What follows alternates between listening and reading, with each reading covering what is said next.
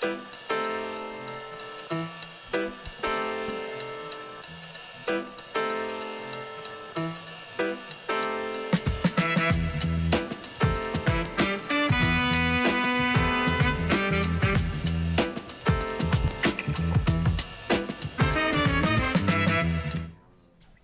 ben bonsoir. On est au deuxième étage parce qu'il y a énormément de monde partout. Le cocktail sera, c'est une information importante, le cocktail sera au rez-de-chaussée après le séminaire. Alors je vais être très rapide en fait sur l'introduction parce qu'on a des invités prestigieux. Ces séminaires de l'École Polytechnique, donc je vous rappelle, sont fondés par un groupe dont il y a certains représentants et certaines représentantes que je remercie d'être présents ce soir et qui réfléchissent sur des thèmes. Donc on a beaucoup fait sur la prévention algorithmique et on a aussi voulu développer sur le management en santé des séminaires. Alors on a une ligne une direction, c'est qu'on essaye à chaque fois d'avoir quand même une petite assise académique. Et donc je vais sans tarder en fait, et je vais présenter les invités après, mais sans tarder vous faire une présentation de la littérature sur la gestion hospitalière. C'est une présentation qui se veut succincte mais qui est pour lancer la discussion. C'est un peu notre leitmotiv à chaque fois, c'est d'essayer de regarder un peu ce qu'on produit comme évidence. Alors je ne vous cache pas que sur ce thème, ce n'est pas aussi simple que sur la recherche en oncologie. Encore que peut-être Fabrice, tu pourrais dire qu'il y a oui, aussi des questions dans ce domaine. Mais toujours est-il que je vais vous présenter en quelques diapos ce qu'on arrive à recentrer sur ce sujet. Alors, juste quelques points, pour vous montrer comment on a fonctionné. Donc on a posé la question quel facteur de la performance hospitalière sur Google Scholar et PubMed, sans limitation d'année, et puis on a fait une méthode dite de boule de neige, c'est-à-dire qu'on a fait des coups de sonde de plus en plus approfondis sur des thèmes. Quand on repérait un thème qui paraissait important par rapport à la performance hospitalière, on l'explorait un peu plus, et on a réuni comme ça 73 articles, qui sont donc tous dans des revues à comité de lecture avec des tentatives de démonstration d'un sujet qui a un lien avec la gestion hospitalière et la performance. Alors évidemment, il y a des limites. D'abord, ce n'est pas une méthode complètement prisma, comme on dit, où on aurait fait une revue systématique. Et puis la deuxième chose, et ça je tiens à le dire tout de suite, c'est que en fait, cette littérature montre la performance hospitalière, disons, de 2000 à 2025. Et donc quand on pose la question quel mode de gestion en 2025, on peut se dire mais c'est peut-être un peu ringard de regarder dans le rétroviseur et pas de regarder en perspective, et ça peut être un sujet de discussion entre nous. À cette réserve près, il y a d'abord une première dimension qui sont sur les facteurs structurels et environnementaux qu'on peut qualifier de non modifiables au sens c'est un établissement qui est implanté quelque part, qui a un statut. Alors dedans, ce qu'on voit très clairement, c'est qu'il y a toute une littérature sur la question de la taille optimale d'un établissement de santé. Il y a beaucoup de travaux d'économie, d'économétrie, à la fois sur l'efficience économique et sur la qualité des soins. Ce qui ressort très clairement, c'est qu'il y a une courbe en cloche dans tous ces travaux, c'est-à-dire qu'il y a un optimum qui est ni trop gros, ni trop petit. Alors c'est entre 200 et 600, c'est à titre indicatif, il y a des travaux qui montrent que jusqu'à 850 lits, en comptant lits dans ce cas-là, dans ces travaux, on est encore dans la bonne fourchette et que c'est après une question de rendement décroissant. Quand on est tout petit, en dessous de 200, on a un effet d'inefficience qui est aussi avéré. Sur la qualité, et c'est un sujet par rapport aux petits hôpitaux de proximité, la littérature, en fait, n'est pas, enfin, en tout cas, dans moi, ce que j'ai pu observer, n'a pas tranché vraiment le sujet. Il y a une revue, notamment, qui a été faite en 2020 dans un journal très connu, que c'est Social Science and Medicine, et qui montre que les petits hôpitaux britanniques en dessous de 400 lits, en fait, n'ont pas une plus mauvaise qualité que les autres. Par contre, il y a beaucoup de travaux qui disent que ce n'est pas le bon critère, le nombre de lits, mais que c'est beaucoup plus, en fait, les effectifs ou l'activité minimale qui est à considérer. Donc, on peut rester là-dessus sur un point de débat, mais on n'a pas une vision totalement tranchée. Il y a une grande littérature nord-américaine essentiellement qui a fonctionné sur l'enjeu de la concurrence et de la compétition. C'est-à-dire que quand on est dans des zones où il y a beaucoup d'établissements de santé, c'est clair qu'il y a un effet positif sur la qualité et la baisse des coûts. En tout cas, toute la littérature converge par rapport à ça. Il y a la question de la spécialisation, donc ce qu'on a en économie, l'effet de gamme. Donc on voit qu'une spécialisation plus marquée améliore l'efficience et la qualité en règle générale. Et puis après, il y a les statuts. Donc le privé, l'ambulatoire, et généralement, il y a eu pas mal d'études montrent que ça améliore l'efficience économique et que le caractère public, les teaching hospitals, l'universitaire, est beaucoup plus sur la qualité des soins complexes et performants et aussi sur l'accès aux soins. Enfin, il y a un dernier pan de littérature qui est sur les caractéristiques géographiques et les besoins de la population. Il est évident que l'implantation dans un bassin local où il y a des taux de chômage importants ou des caractéristiques socio-démographiques qui sont évidemment défavorables ou favorables joue et influe les besoins de la population. Donc ça, c'est un premier volet sur des effets un peu structurels. Après, il y a tout le volet sur l'efficience, donc économique et qualité des soins, qui tourne autour de l'organisation interne de l'établissement de santé. C'est-à-dire comment on améliore cette organisation interne. Alors, il y a beaucoup de travaux sur j'ai pris ce terme générique, l'optimisation des processus, c'est-à-dire de réfléchir tous les procédés, tous les circuits au sein d'un établissement de santé. Il y a un assez fort pourcentage d'articles centrés sur le lean management. Il y a notamment des travaux récents de 2020 d'un collègue qui est très connu qui s'appelle Stephen Shortell, qui a fait des études randomisées et qui a montré que le lean management améliore l'efficience économique et réduit les délais.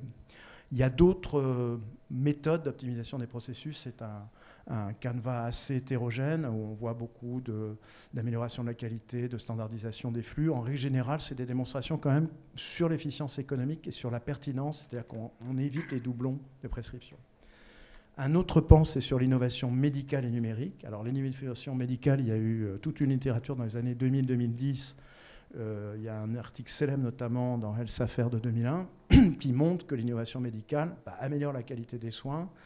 Et donc il y a un argument permanent qui est de dire que c'est à un coût généralement plus élevé, mais que ça apporte une qualité qui justifie cette dépense et cet investissement.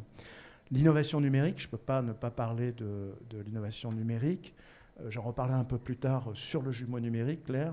Mais la seule chose qu'on a vue qui est produite à l'heure actuelle, on s'est posé la question de savoir s'il y a déjà des résultats autour de l'implantation de l'IA dans les hôpitaux. Ce qui est le plus marquant, c'est en fait cette étude qui vient de sortir dans Health Affairs, qui est aussi une très bonne revue nord-américaine, et qui montre que 65% des hôpitaux américains utilisent de l'IA à des fins prédictives pour tout ce qui est optimisation, c'est-à-dire la facturation, l'aide dans les consultations, pas sur le plan médical et clinique, mais sur le plan organisationnel. Et dans ces 65%, les 3/4 utilisent l'IA à partir de leurs propres données, c'est-à-dire à partir de leurs propres dossiers médicaux. Donc ça peut peut-être être un sujet par rapport au standard français. Ce qui ressort dans toute cette littérature, c'est que tous ces sujets sont très dépendants des conditions d'implantation. C'est-à-dire que c'est vraiment une question de management interne, de gouvernance, et qu'on peut mettre du lean, mais s'il n'y a pas des conditions d'adoption réunies, en fait, ça ne marche pas. L'étude de Shortell montre, par exemple, qu'il y a une différence entre des hôpitaux qui utilisent le lean, mais sans mettre les bonnes conditions, et ceux qui mettent les bonnes conditions d'implantation. Vous avez aussi, derrière, il faut le dire, toute la question de l'équilibre financier, c'est-à-dire que tous ces sujets d'investissement sur l'innovation, il est très dépendant aussi de la capacité d'autofinancement de l'établissement. Deuxième volet, l'établissement de santé dans le parcours du patient. Alors là, on a tout un volet sur la télémédecine. En fait, ce qui est le plus affirmé dans la télémédecine à l'heure actuelle, c'est la télésurveillance. C'est vraiment ça qui s'est beaucoup développé. Alors, je ne peux pas ne pas citer l'étude qu'on a menée à Gustave Roussy, et que, évidemment, Fabrice et Frédéric, et Jérôme aussi, d'ailleurs, Codes, qui a montré que ça améliore la qualité des soins et que ça réduit les coûts et les patients sont plus satisfaits en même temps. Bon, il y a d'autres évidences. Sur la télésurveillance, je dirais que d'une certaine façon, c'est vraiment affirmé maintenant. Il y a beaucoup de travaux qui montrent que ça apporte un plus sur la performance hospitalière, au sens où ça réduit le non programmé, les urgences, et ça diminue aussi les tâches administratives, et ça baisse les erreurs médicamenteuses dans certains travaux. En symétrie, sur la performance du système de soins, ça améliore la coordination et l'accès aux soins et le maintien à domicile. Après, autour de cette télémédecine et télésurveillance, la téléconsultation est beaucoup plus en retrait. Et la téléexpertise commence à se développer nettement maintenant qu'il y a un remboursement, sans qu'on voit des preuves, mais qui paraissent assez... Enfin, il y a des preuves, mais qui paraissent assez évidentes que ça améliore la coordination entre professionnels. Sur ce même raisonnement sur le parcours, il y a tout un ensemble de dispositifs de coordination ville-hôpital qui sont aussi présentés. Alors, les éléments de preuve sont différents selon un peu les dispositifs qui sont mis en place. Je vous ai parlé de télémédecine, c'est plutôt les plateformes numériques. Donc là, on voit que c'est plutôt des essais randomisés qui ont été développés. Puis après, vous avez des programmes de transition, des cellules de coordination, vous avez des réunions de concertation pluridisciplinaires qui sont raisonnées tout le long du parcours et pas seulement à l'hôpital. Vous avez une étude qui montre aussi l'intérêt du paiement au parcours, sur le fait que ça améliore l'efficience et ça diminue la qualité, qui a été publiée dans New England. Et puis vous avez tous les dispositifs de réseau intégrés, les DAC, les CPTS, où vous voyez que vous avez quand même des évidences, peut-être moins fortes par rapport au gold standard du randomisé, mais qui sont quand même très manifestes sur l'intérêt pour la coordination et donc pour la qualité et aussi sur la réduction des coûts. Donc ça, c'est le deuxième volet. Le troisième volet, c'est les ressources humaines. Donc sur les ressources humaines, vous avez une littérature très abondante sur les ratios professionnels-patients, essentiellement sur les infirmiers. Vous avez les célèbres travaux de Linda Aiken, nord-américaine, qui a fait une démonstration assez impressionnante, puisqu'elle a publié en 2002 une étude sur des établissements nord-américains, et elle a montré que le passage d'un ratio avec une infirmière en moins par rapport aux patients était en fait avec un impact très négatif en termes de burn-out, en termes d'erreurs médicales et même en termes d'efficience. Elle a refait la même étude avec la même méthodologie sur des établissements européens 10 ans plus tard, et elle a montré exactement les mêmes résultats avec les ratios qui sont selon les spécialités, avec les chiffres qui sont présentés. Sur les médecins, il y a un peu moins d'études, et c'est très variable selon les services et l'activité. Après, vous avez tout un pan de littérature qui est sur les conditions de travail. Alors, ça peut être des approches qualitatives qui décrivent en fait, par l'expérience des soignants, toutes les difficultés du quotidien. Donc, c'est des espaces d'abord architecturaux qui sont dégradés. Ça peut être des charges cognitives et le morcellement des tâches, qui est quelque chose qui crée du burn-out, du climat organisationnel avec des tensions, des questions de harcèlement. Il y a une étude je me suis permis de la rapporter, qui vient de sortir en 2025 d'un collègue sur les questions d'injonction verticale, c'est-à-dire l'éventuelle souffrance que peuvent avoir les personnes qui travaillent dans les services de soins par rapport à des directions, du fait d'un management par le silence. C'est-à-dire qu'ils envoient des mails, par exemple, et ils n'ont pas de réponse, et ils ne savent pas, en fait, s'il y a eu une décision par rapport à leur demande, quelle qu'elle soit. L'épanouissement dans la carrière professionnelle, qui est un point qui apparaît aussi assez fortement, et puis tous les sujets de déséquilibre vie professionnelle, vie privée que vous connaissez, c'est-à-dire d'être rappelé sur son domicile pour revenir d'une manière impromptue sur le lieu de travail. L'impact est clair dans toutes ces études sur la baisse de la qualité des soins, l'augmentation des erreurs et de l'absentéisme et la démotivation. Et évidemment, c'est un débat à l'heure actuelle, comme vous le savez, avec la perte d'attractivité. Point important, la rémunération est généralement pas considérée comme prioritaire par rapport à ces autres sujets. Alors, juste une toute petite parenthèse méthodologique, c'est que comme c'est souvent par questionnaire, il y a peut-être un biais qu'on appelle de désirabilité sociale, c'est-à-dire que les gens ne répondent pas « oui, bah moi je préfère gagner beaucoup d'argent ». Donc il y a peut-être ce doute, mais à cette réserve près, les études ont plutôt tendance à montrer que c'est une combinaison, c'est-à-dire que la revalorisation salariale marche bien dans la mesure où elle est mixée avec l'amélioration de ces conditions de travail qui ont été situées, et que là on voit des résultats très, très importants en termes de performance. Dernier volet, la gouvernance. Donc le style de gouvernance, de leadership, alors il y a une tendance à dire que c'est plutôt un leadership partagé, c'est-à-dire qu'il n'y a plus une personne qui incarne le leadership. Mais dedans, on voit qu'il y a quand même des tendances. Alors il y a des travaux qui montrent par exemple l'importance évidemment de l'intégration des médecins soignants dans les décisions, qui améliore toutes les réflexions sur la qualité des soins. L'intégration des processus, donc l'adoption des méthodes Lean couplées à une gouvernance collaborative. Je ne pouvais pas m'empêcher de ne pas citer notre collègue Guillaume Couillard, qui a sorti un ouvrage ces derniers temps sur l'hôpital apprenant. Il y a toute une littérature depuis 20 ans sur la culture de sécurité, les facteurs humains, Amal Berti et Vincent sont très connus, et aussi sur la sécurité psychologique.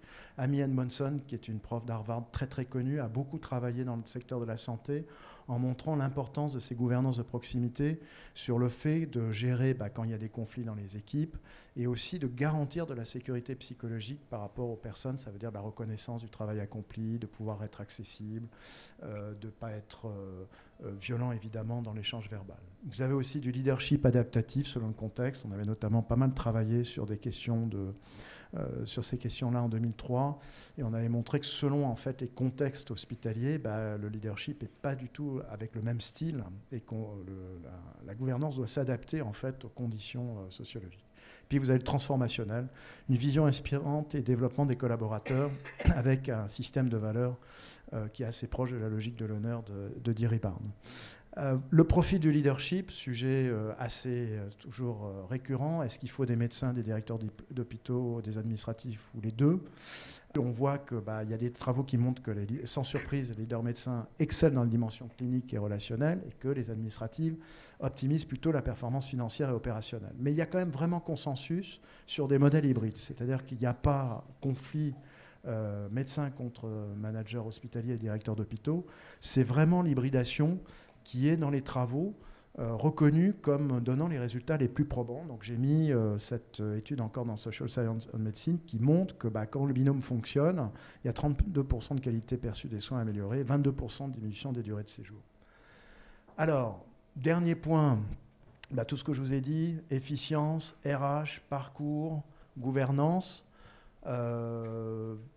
La question est de savoir si tout ça, c'est pas à mettre au même niveau et si c'est pas une question d'équilibre. C'est-à-dire dans la gouvernance, c'est d'être présent sur tous les sujets en même temps.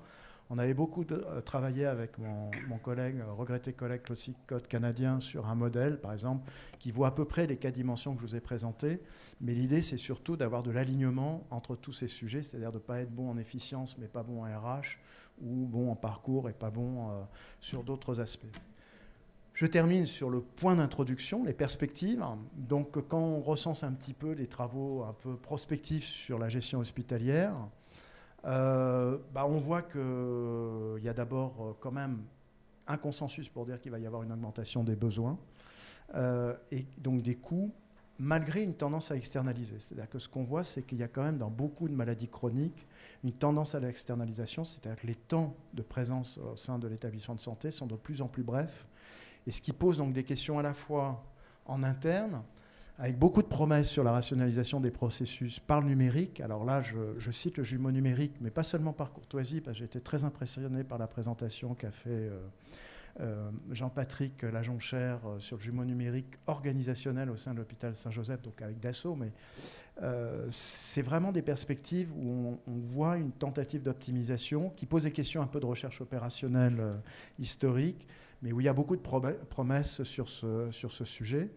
On voit aussi des travaux qui évoquent l'idée de développement de grands data centers au sein des établissements de santé, c'est-à-dire que l'organisation du parcours serait beaucoup plus encore poussée avec des partenariats avec des organisations de ville, d'aide à domicile et des grandes plateformes qui peuvent être aussi externes et pas forcément internes à l'établissement, à la fois sur le suivi et l'adressage. On voit la montée du rôle de la prévention et des programmes de santé comportementale, qui est aussi un autre thème. La notion de résilience organisationnelle qui est très abordée maintenant, puisqu'après le Covid, il y a une réflexion sur quid de nouvelles crises. Mais certains vont même jusqu'à dire qu'on est en fait en crise perpétuelle et que donc il faut être résilient en permanence en fait. Sur les structures, il y a à la fois le débat sur la durabilité énergétique, qui est vraiment un enjeu écologique, la flexibilité architecturale, et puis l'optimisation des conditions de travail. Et puis, dernière notion qu'on entend pas mal à l'heure actuelle, l'approche patient-centrée et personnalisée. Voilà à peu près l'ensemble des travaux, certainement d'une manière trop brève, mais c'est pour lancer la discussion. Alors, je me suis permis de mettre, je ne sais pas si vous reconnaissez, c'est Luis Enrique, le coach du Paris Saint-Germain. En management, à l'heure actuelle, Luis Enrique est l'objet de beaucoup d'intérêt parce que beaucoup de gens se demandent comment il a réussi dans un système de stars l'année dernière à transformer cette équipe, et c'est une vraie question de management. Bon. Alors, je sais que vous êtes férus de sport, je ne suis pas sûr, je crains que vous ne soyez pas tous supporters du Paris Saint-Germain, et je m'en excuse à l'avance.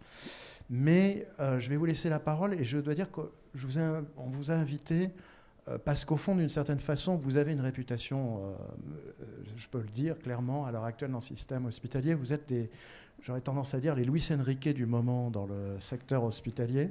Ça vous met de la pression, je suis d'accord. On va les faire sauter quand même. Non. Mais donc il y a vraiment cette question de savoir par rapport à tous ces sujets, comment avec votre expérience et votre qualité reconnue, je vais vous présenter maintenant, vous ressentez un petit peu ce qui a été présenté. Alors, Fabrice Barlési, qui est directeur général de Gustave Roussy, qui a été reconnu par la République il y a quelques jours pour tout son mérite. Frédéric Varnier, DG du CHU de Caen et qui symbolise au niveau des directeurs de CHU à l'heure actuelle vraiment les valeurs qu'on écoute et les personnes qu'on écoute pour justement leur caractère innovant. Et Jérôme Nouzarène, qui, outre être un membre du groupe X Santé, est un des fondateurs, et il ne veut pas dire qu'il est, il est le fondateur, mais il est quand même celui qui a beaucoup compté dans la création de Elsan, du groupe de clinique Elsan Care, et qui a donc une vision aussi assez importante sur les établissements de santé. Vous remarquerez que c'est 3 sensibilités différentes, ça ne veut pas dire qu'ils ne sont pas ouverts au statut des autres établissements, mais donc voilà, ça c'est un peu le panel que nous avons. J'ai la chance de modérer avec Elisabeth Hubert. Alors je ne pense pas que tu sois une Luis Enrique, Elisabeth. Tu es... Ah bon. Ça, je peux faire. Ah bon, d'accord. Bon, très bien. J'ai mal aux genoux. Donc je vais modérer avec Elisabeth. Alors je ne sais pas si c'est nécessaire de présenter Elisabeth Hubert, ancienne ministre de la Santé, présidente de la FNEAD, qui a un rôle évidemment majeur dans le système de santé, qui est une personne très écoutée, et qui en plus a Si. Et qui a en plus la chance d'être très direct dans l'échange. Donc je pense que ça va nous apporter une interaction très agréable. Donc voilà, j'ai campé le décor, si je puis dire.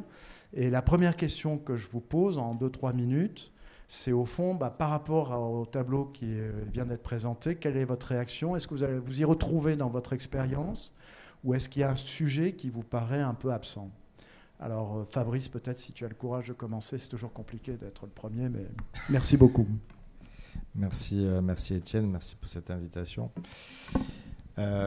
Forcément, on se retrouve dans ces grandes thématiques importantes. Je crois que le modèle des CLCC, c'est vrai qu'il est un petit peu particulier dans la raison pour laquelle il a été créé. Ce sont des établissements qui sont monothématiques, contrairement aux établissements, au CHU, au CH ou aux établissements privés dans la majorité des cas.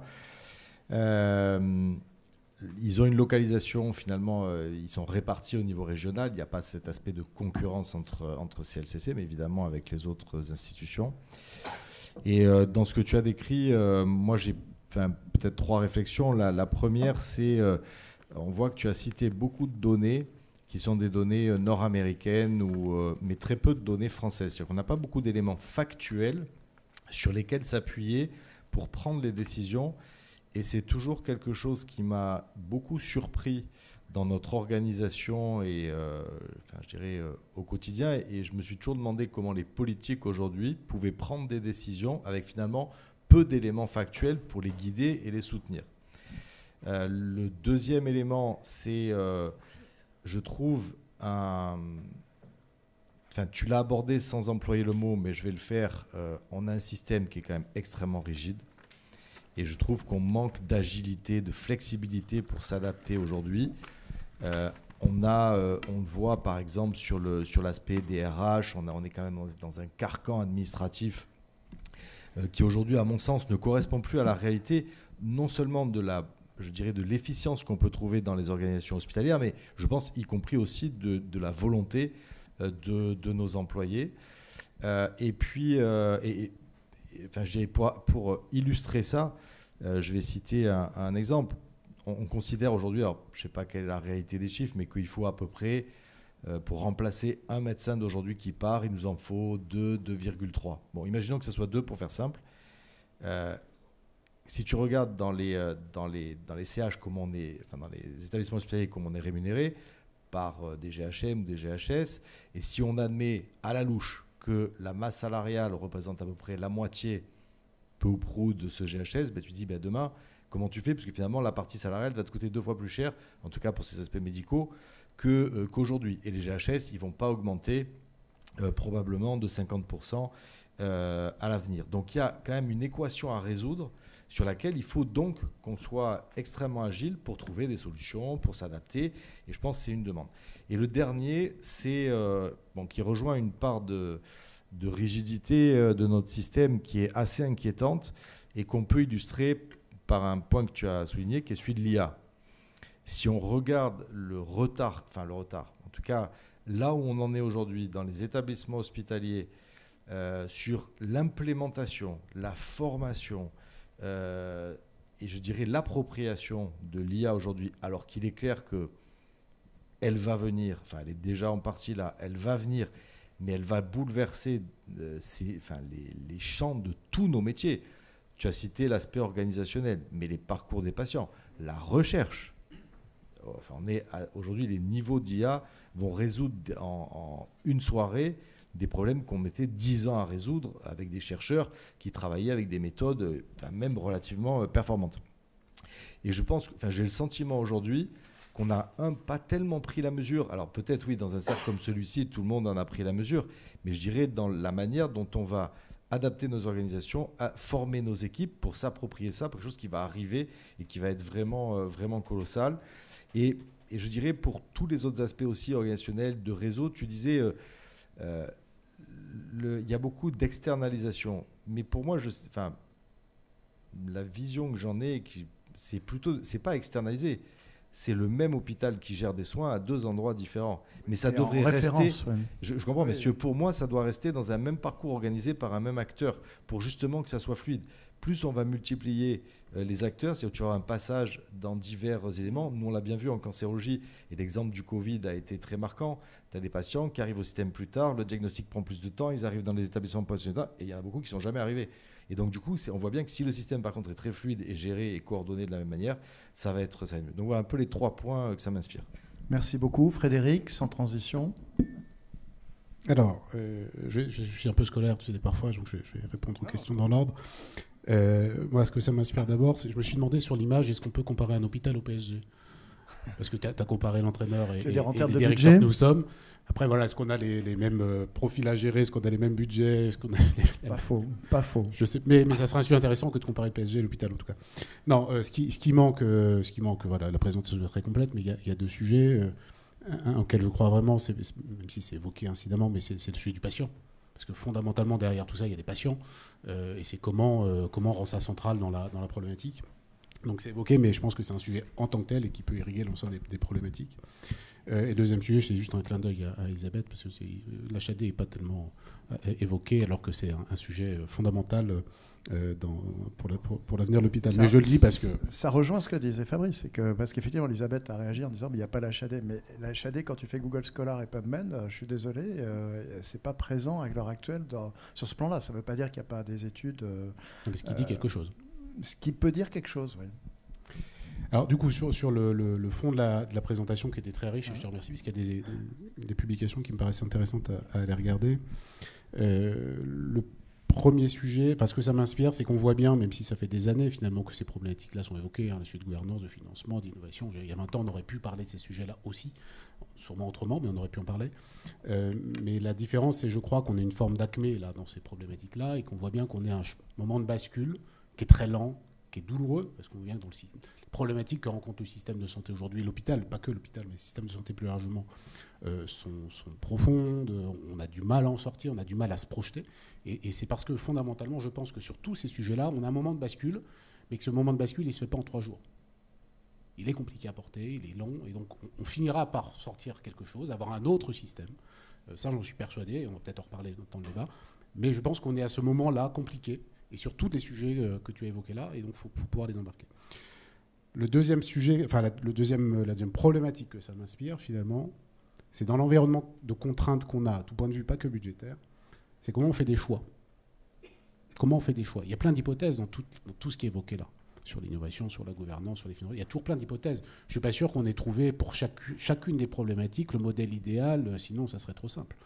Mais la question, surtout fondamentalement que ça m'inspire, c'est comment on fait des choix. Si on fait des jumeaux numériques, si on porte beaucoup d'innovation, est-ce qu'on est capable de financer les ratios soignants qui s'améliorent? Et à l'inverse, est-ce qu'on préfère améliorer les ratios parce qu'on pense que ça va profiter à plus de gens, ou est-ce qu'on préfère aller cibler des innovations thérapeutiques qui vont concerner une minorité de la population? Et ces sujets-là, dans le milieu contraint qu'on a aujourd'hui, ils se posent avec encore plus, à mon sens, d'équité. Et sur tous les sujets, la question du choix me paraît. Juste une question, Frédéric, parce que tu as eu plusieurs expériences. Les choix sont les mêmes ou pas selon l'établissement? Est-ce que tu as le sentiment qu'il y a des tendances, sans personnaliser les établissements où tu es passé, mais où il y a un choix qui est plus sur l'innovation parce que de toute manière, tu sens qu'il y a plus d'opportunités, et puis il y a des choix où c'est plus sur les caractéristiques sociodémographiques et le médico-social Oui, je ne sais pas où les établissements par lesquels je suis passé. Oui, on ne parle pas de la même façon d'innovation à Gustave Roussy que lorsque j'ai commencé ma carrière au centre hospitalier sud-francilien. Donc évidemment, on n'a pas la même lucarne. Mais ce que je voulais dire, c'est que sur tous les sujets qui ont été présentés là, pour moi, il y a un moment où il faut se poser la question des choix. Et même à Gustave Roussy, lorsque j'étais, je ne pense pas que c'est changé, il y a la question des choix.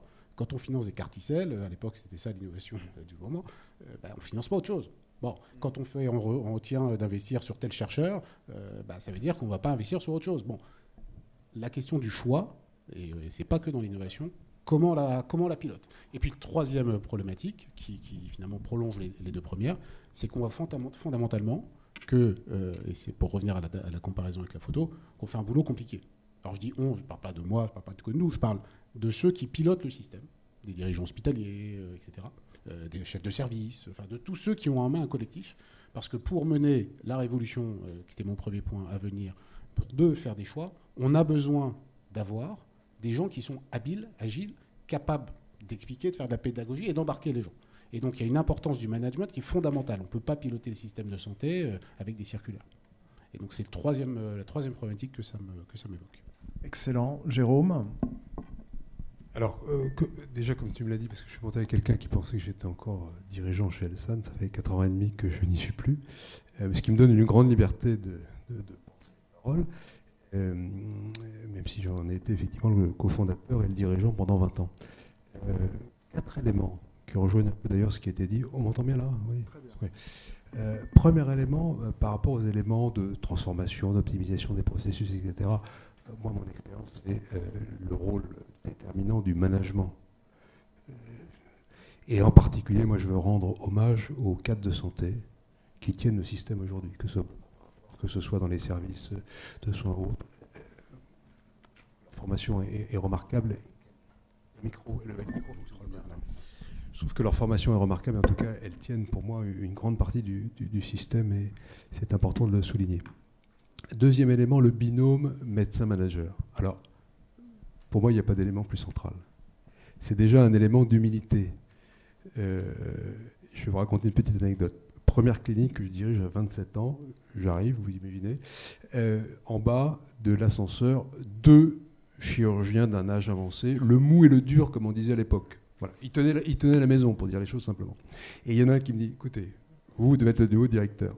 Très perspicace. On va être très clair, nous on n'est pas que plus 12. Donc on aura toujours pris sur vous. Mais on sait que vous êtes polytechnicien, on va vous laisser une chance. Bon, bref, et l'histoire a commencé. Mais le binôme manager-médecin, de toute façon c'est une nécessité, il faut avoir l'humilité, mais on peut faire des choses fantastiques. Moi j'aime bien le terme compromis, dans son étymologie première, cum promesse, promesse réciproque, bâtir avec les médecins quand on est manager des compromis. Déjà, c'est extrêmement réjouissant, mais surtout extrêmement constructif. Voilà, donc, pour moi, la pierre angulaire du système, et la chance que nous avons dans les cliniques, je crois que c'est une chance, c'est que les médecins n'ont pas de lien hiérarchique, puisqu'ils ont un contrat d'exercice. Et donc, ça oblige à avoir des procédés de discussion, de négociation parfois, qui sont dans notre ordre. Pour ça, c'était le deuxième point. Troisième point, et d'ailleurs je dois reconnaître que c'est depuis que je ne fais plus le métier que je faisais avant, c'est-à-dire que je me suis mis à basculer vers le monde de la ville, des soins primaires et autres. j'ai découvert incidemment combien les médecins spécialistes étaient des coqs en pâte, parce qu'objectivement, ce sont des coqs en pâte, notamment dans les établissements, parce qu'on s'occupe bien d'eux, alors que le médecin généraliste, aujourd'hui, c'est assez compliqué. Heureusement qu'il y a des structures de coordination qui sont en train de se créer, et je pense que le réenchantement de la médecine générale est un élément déterminant de l'évolution de notre système. Mais la coordination, tout à l'heure, Frédéric parlait des patients, combien de personnes m'appellent en disant mais tiens, est-ce que tu pourrais pas me trouver un rendez-vous? Vous vous rendez compte? Enfin, oui, alors, ne parlons pas des gens qui sont avec des ALD, qui sont âgés et autres. La coordination des parcours, on en parle, mais il faudrait le rendre possible, alors que c'est tellement en tuyau d'orgue aujourd'hui. Alors, dans certaines spécialités comme la cancérologie, heureusement, nécessité a fait loi, donc je pense que c'est un peu moins le cas. Mais sinon, voilà. Et donc, et là, tout à l'heure, tu parlais de data center et autres. Je pense que l'apport du numérique, de l'intelligence artificielle sur la coordination des parcours sera déterminante, mais elle est absolument nécessaire. Et elle sera un game changer. Tu parlais de télésurveillance médicale aussi. Elle sera un game changer en termes d'efficacité, en termes d'amélioration des soins, en termes de perception, finalement, du service qui est rendu aux patients. Dernier élément, ça a été évoqué, et c'est un peu l'impensé ou le point aveugle de ce que tu dis. Alors moi, je suis un enfant du centre de recherche en gestion de l'école polytechnique, et en l'occurrence, à l'époque, on lisait Crozier, l'acteur et le système. Donc tous autant que nous sommes, ça vaut pour les... C'est encore plus vrai pour les médecins qui sont tous formés dans les mêmes endroits. Donc quand les gens commencent à me dire « Ah, ben ce médecin-là, il est en clinique, ce médecin-là... » Attendez, vous avez tous été formés au même endroit. Mon fils aîné est en 2e année de médecine, ils font les mêmes conneries en même temps, etc. etc. Voilà, donc, voilà. Et c'est pareil d'ailleurs pour les managers, surtout quand on a fait la même école, etc. Ce que je veux dire, c'est que le comportement de chacun est nécessairement lié à l'environnement dans lequel on est.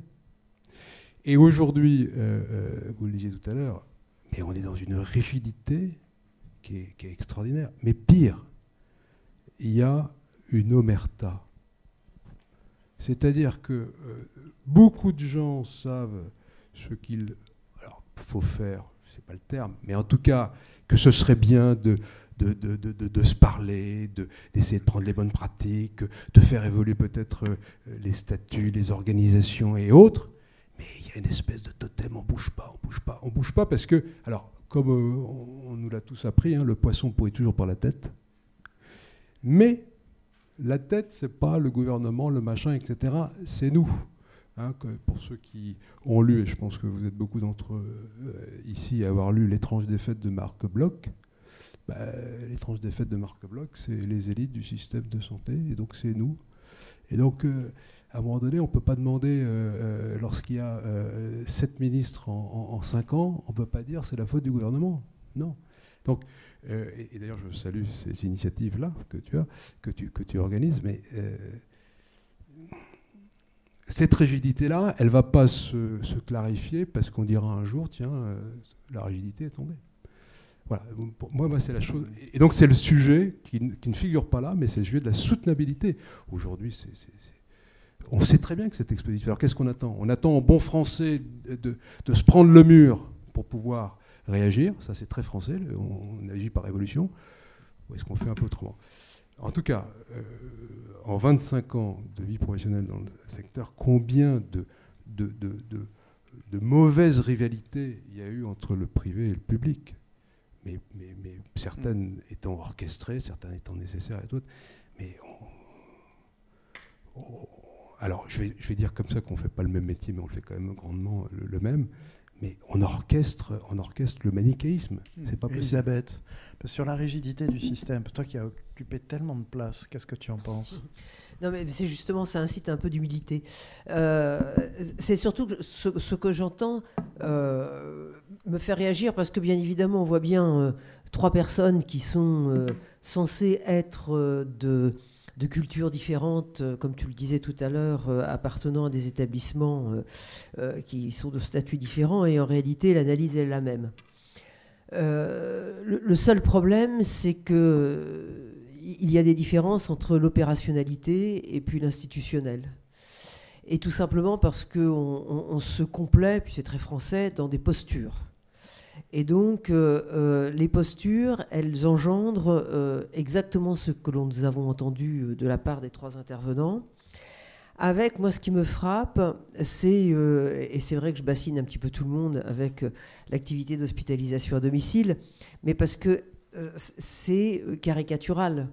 Alors on est petit, donc on n'est pas encore extrêmement visible, mais le champ des possibles, il est tellement considérable et tellement méconnu qu'on se dit, mais nom d'un chien, cela pourrait être davantage utilisé, et notamment parce que intrinsèquement, l'hospitalisation à domicile, c'est intrinsèquement de l'adaptabilité, c'est intrinsèquement de la souplesse. Quand vous êtes dans un département comme la Lozère, vous vous dites, bon, comment je vais faire en plein hiver s'il y a des congères?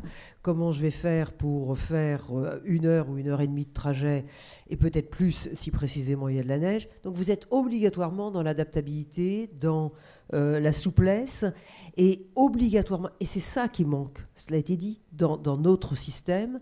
Et vous êtes aussi obligatoirement, c'est pour ça que ça m'amusait, je me dis qu'il y a une étude intéressante à faire, avec, on crève d'une hiérarchie dans les établissements hospitaliers qui est N, N-1, N-2, N-3, N-4, N-5, je ne sais pas où on s'arrête. Ça, tu crois que c'est toujours le cas? J'ai l'impression, mais bien sûr. La question, j'ai l'impression quand même que ça a changé pas mal, qu'il y a un affaissement des hiérarchies.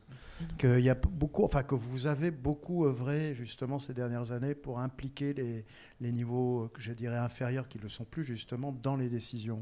Quel est votre sentiment là-dessus? Enfin, juste, excuse-moi de t'interrompre, Elisabeth, mais... Non, mais vas-y, non, excuse-moi, je t'en prie, pardon. Non, donc ça, c'était la première chose, parce que je pense qu'effectivement, cette adaptabilité, cette souplesse et cette culture de l'écoute. Moi, je dis toujours, dans nos établissements, parfois, la personne la plus importante, c'est l'aide-soignante, parce qu'elle va tous les jours, matin et soir, et qu'elle va revenir ou qu'elle va donner un coup de téléphone en disant « Ce soir, c'est pas comme ce matin » ou « C'est pas comme hier ». Et on a donc et on est obligé d'écouter parce qu'on est à distance. Alors bien évidemment, tous les moyens qui sont à disposition maintenant facilitent ce genre de choses. Donc ça, c'était à mon sens une première réflexion. La deuxième, c'est Jérôme, tu parles d'omerta, mais tu es beaucoup plus diplomate que moi. Moi, j'emploie un autre mot. C'est celui d'hypocrisie. On est emprunt. Oui, mais l'hypocrisie, elle suscite l'omerta. Mais le point de départ, c'est l'hypocrisie. C'est effectivement, on ne me fera pas entendre qu'un certain nombre de personnes aujourd'hui n'ont pas fait un certain nombre de constats qui sont ceux que nous pourrions mieux organiser les parcours. D'abord parce que dans certains établissements, ça se fait. Frédéric aura le droit au discours demain matin, parce que j'interviens devant la conférence des directeurs de CHU, donc je vais essayer de rester très correct et de ne pas citer les mauvais élèves. Mais il y en a des bons. Pourquoi est-ce que dans ce pays, il nous faut passer par des expérimentations? Les articles 51 sont caricaturaux en la matière. Il faut, alors attendez, 3 ans pour déposer un dossier. Il faut quand même les évaluer. On va bien faire 3 ans. Et puis après, est-ce qu'on généralise? 5%. C'est le chiffre. Bon, et moi, on n'a plus le temps à ça. On n'a plus le temps à ça. Quand vous évoquez l'intelligence artificielle, le numérique, mais ce n'est pas en années que les nouveautés vont se faire. C'est dans les mois à venir. Aujourd'hui, et comme tu l'as très bien cité, avec l'exploitation des données, mais aujourd'hui, on exploite les données d'un établissement hospitalier, vous pouvez définir des parcours, des filières. Vous pouvez dire, ces typologies de patients, ce n'est pas la peine, effectivement, de les mettre dans un lit. Par contre, ils relèveront d'un autre schéma de coordination qui peut être les SIAD, l'hospitalisation à domicile, la reprise en charge par un ambulatoire. Tout ça, aujourd'hui, si on exploite les données, on est capable de le faire. Pourquoi on ne le fait pas?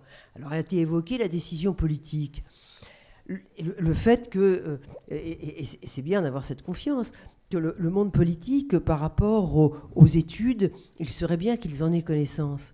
Mais le monde politique, on est là dans une immédiateté qui est celle aujourd'hui des réseaux sociaux. Comment voulez-vous imaginer que quiconque qui fait de la politique ait le temps de lire, de s'imprégner des études? Mais le temps n'est pas là, et encore moins quand vous savez que de toute façon, la durabilité de votre mandat, il y a un nombre de jours à dépasser. Hein. Ça y est, Yannick est content, il a dépassé ses 6 mois. Mais vous vous dites, on marche sur la tête. Donc, je pense qu'effectivement, c'est des cercles comme les vôtres qui doivent publier, qui doivent interpeller.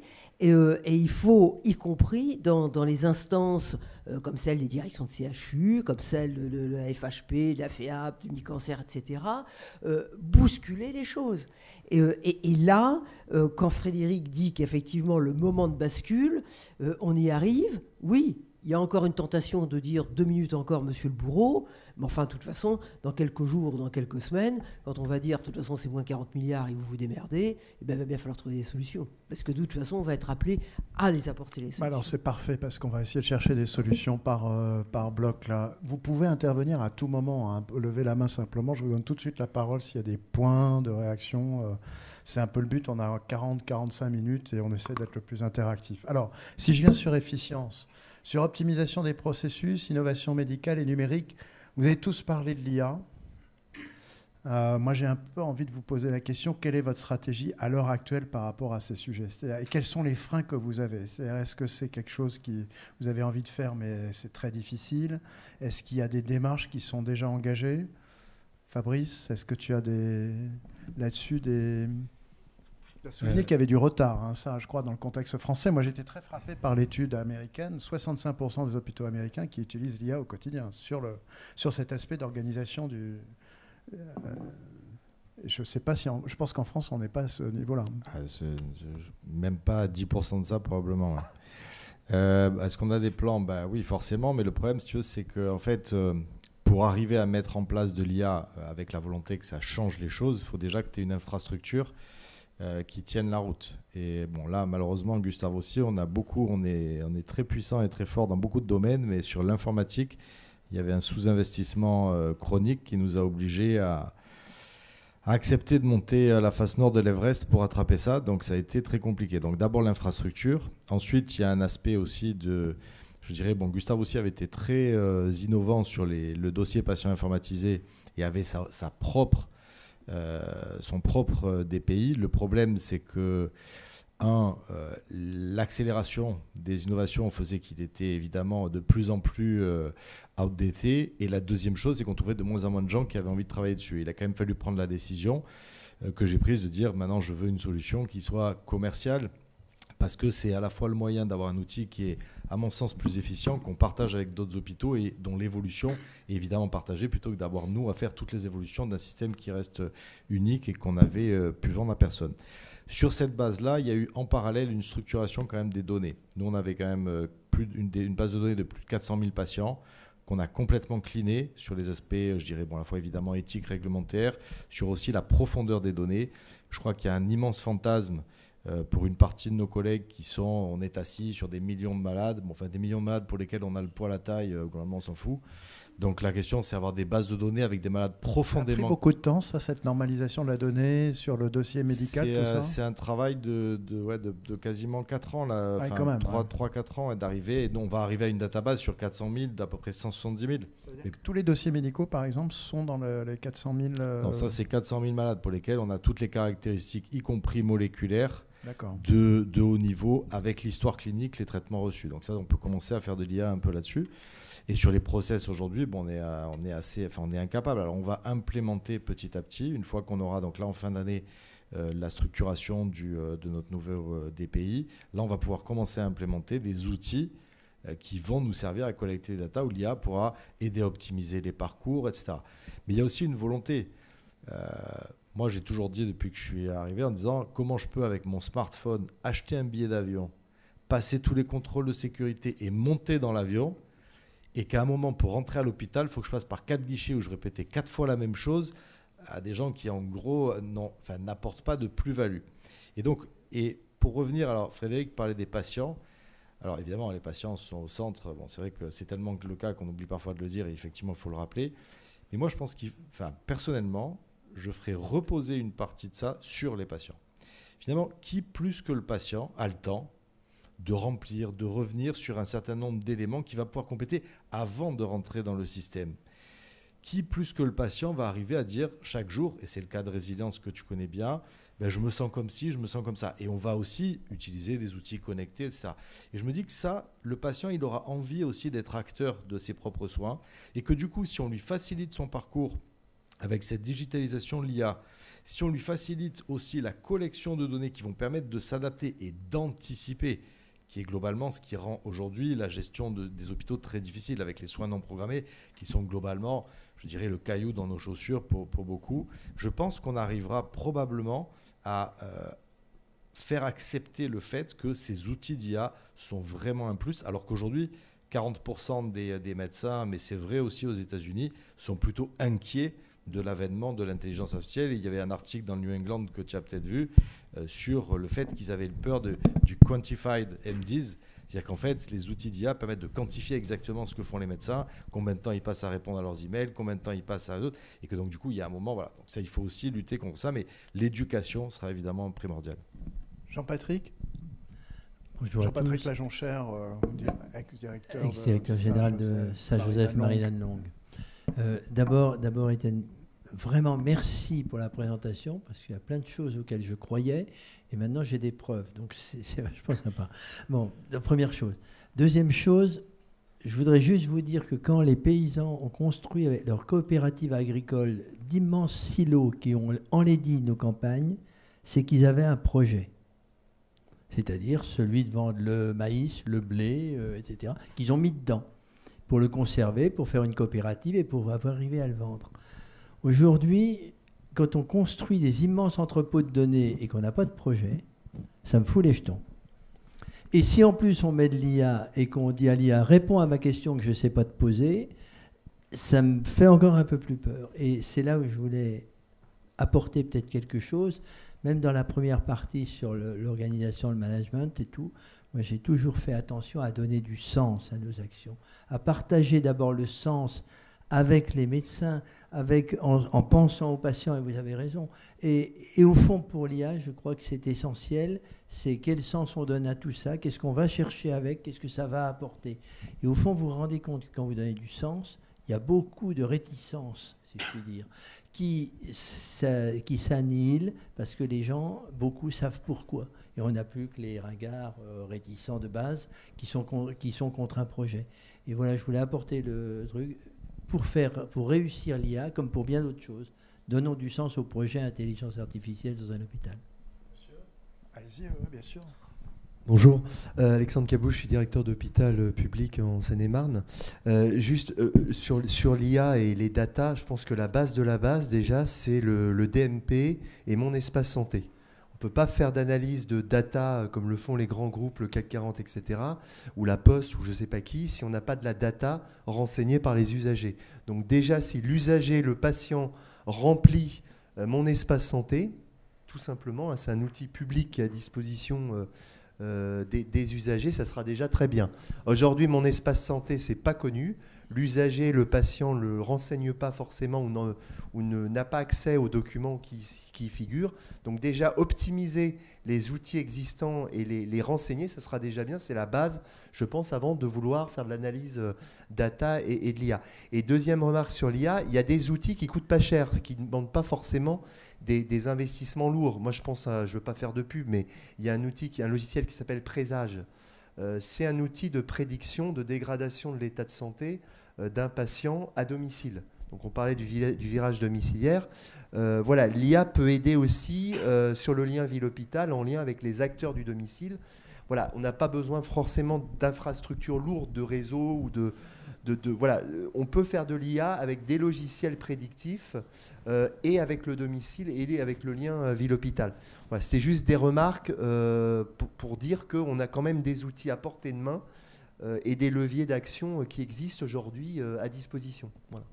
Ça marche. Philippe, derrière. Oui, je voulais revenir sur le quotidien du patient et sur les auto-questionnaires, parce que, en fin de compte, je crois que souvent, quelqu'un va poser la question, par exemple, de la douleur de 0 à 10. Bon, qu'est-ce que ça donne si je n'ai pas un suivi de la douleur? Rien.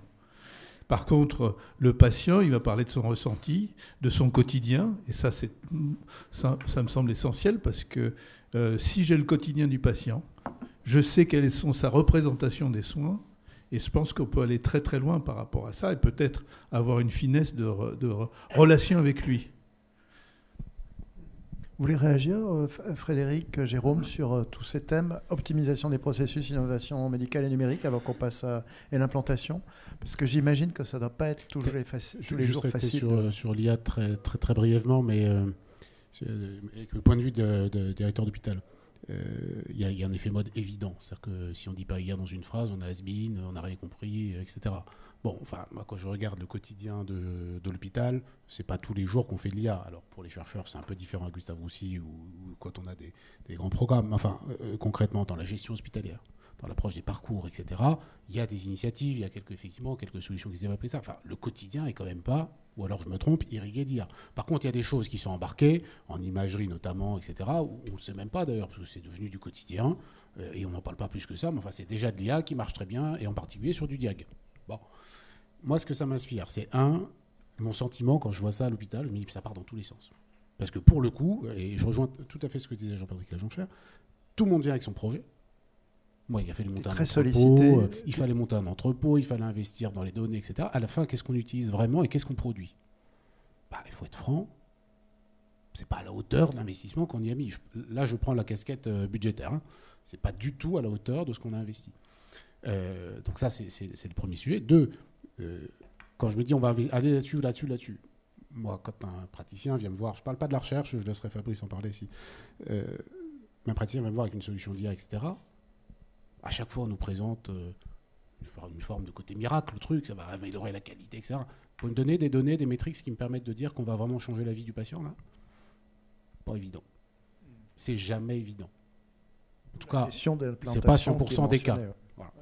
Et dernier point, c'est qu'au moment de choisir, on se dit qu'il n'y a pas de modèle économique. Enfin, on revient au financement de l'innovation, etc. Mais enfin, aujourd'hui, des solutions d'IA, il y en a beaucoup qui existent, on ne peut pas se les payer. Parce que si vous voulez le faire en masse, ça coûte très très cher. Donc c'est le dernier point, c'est qu'aujourd'hui, si on veut aller très loin sur le sujet, je parle vraiment du cœur de métier de l'hôpital, c'est-à-dire le soin, c'est très compliqué de déployer les choses à grande échelle. C'est autre chose sur la gestion, même si je rejoins, c'est toujours le teasing que je fais sur l'aéroport, parce que c'est quand même confondant qu'on réserve tous nos trucs sur là-dessus et qu'à l'hôpital, on ne sache pas le faire. Mais bon, c'est des sujets un peu complexes, parce que le système d'information d'un hôpital, c'est pas forcément ce qu'on imagine. Jérôme, un point là-dessus ou pas? Non, j'ai pas d'avis particulier sur l'IA. Parfait, on passe alors au parcours. Sur tout ce qui est coordination, comment vous voyez l'établissement de santé dans 5 ans, par exemple, sur ce que tu disais, Fabrice, sur le suivi? Tu m'as repris à juste titre sur le terme externalisation et sur le fait que c'est plutôt la graduation et des structures de référence. Comment vous voyez ça? C'est-à-dire, vous voyez est-ce que vos investissements vont dans cette direction, ou est-ce que, du fait du quotidien, c'est difficile de le développer? C'est-à-dire, cette idée d'avoir de plus en plus des bases, des data centers, de la télésurveillance, de la téléconsultation, de la téléexpertise, est-ce que c'est dans vos plans stratégiques, par exemple, à l'heure actuelle, de développer tous ces aspects sur les maladies chroniques et le vieillissement? Qui veut répondre? Frédéric, vas-y, je t'en prie. Oui, enfin, je vais faire très bref, mais oui, bien sûr. C'est dans votre plan stratégique. C'est dans le plan stratégique, c'est de fait nécessaire. Enfin, on peut parler de la cancéro, mais pas que, en cardio, etc. Tout ce qui est pathochronique, globalement, si on ne le fait pas, on est à côté de la plaque. Enfin, faut être clair. Et donc, quand bien même c'est pas toujours financé, et je rejoins ce que disait Elisabeth tout à l'heure sur l'article 51, enfin, on a quand même démontré dans plein d'expérimentations qu'on ne sait plus faire sans la cordeau. Tu l'as montré aussi à Gustave Roussy, avec, tu en parlais tout à l'heure. Pour autant, c'est pas intégré dans les modes de financement. Donc, désolé d'être un peu têtu sur ce sujet-là, mais enfin, fondamentalement, s'il n'y a pas une prise de conscience de ce que, et comme tu le disais, Elisabeth, qu'il faut généraliser à un moment les choses, quand ça marche, et c'est là où je reviens à ce que je dis en introduction, les choix. Assumons de dire que c'est peut-être le levier majeur qu'on a aujourd'hui pour transformer le système, la coordination. Et on n'investit pas dedans. Ça veut dire qu'il faudrait investir, ça veut dire mettre beaucoup plus de soutien financier, de généralisation sur toutes les expés et des paiements au parcours, c'est ça? Je vais le dire autrement, je pense qu'un euro mis sur ces sujets-là rapporte beaucoup plus, désolé d'être très pragmatique, et permet d'avancer beaucoup plus vite sur la révolution du système de santé qu'un euro mis ailleurs. Voilà. D'accord. Moi, c'est ça, Jérôme, et puis après Elisabeth. Oui, mais je partage ce point de vue. Je prends un point très, très concret. D'ailleurs, la CNAM, je crois, propose le financement d'un ferme de coordination dans les MSP. Et je pense qu'un euro investi, on pourrait commencer par cibler en disant que la coordination s'adresse pour les cas complexes. Mais le simple fait de coordonner les prises en charge, peut-être d'éviter aussi une certaine redondance, mais en termes de qualité de service, j'y reviens. Je partage ce qui a été dit sur le fait qu'à mon avis, un euro investi là peut rapporter beaucoup. J'y reviens pour peu que... c'est à la fois, ça sera à la fois un moyen, mais c'est de mon point de vue aussi une nécessité, pour peu qu'on trouve par là même le moyen de réenchanter la médecine générale. Je parle à côté de quelqu'un qui a écrit un rapport extrêmement intéressant il y a une dizaine d'années, dans lequel elle écrivait déjà en grande partie, le fait de redonner aux médecins généralistes l'ambition, l'envie, les moyens d'être finalement un chef d'équipe. Voilà, je pense que c'est un des éléments, à mon avis, les plus déterminants. Et puis si on arrive à casser cette logique de ville-hôpital, parce que un des problèmes ou un des risques de cette logique, les établissements que nous sommes se tournent vers la télémédecine internationale, c'est qu'on va encore renforcer l'hospitalo-centrisme. Voilà. Non, mais tu viens de dire ce que je voulais, à savoir que, effectivement, si on veut transformer l'hôpital, réduire l'hospice, il faut investir là-dessus. C'est le seul moyen. Sinon, passage aux urgences, etc., on renforce la nécessité ou les besoins d'hospitalisation.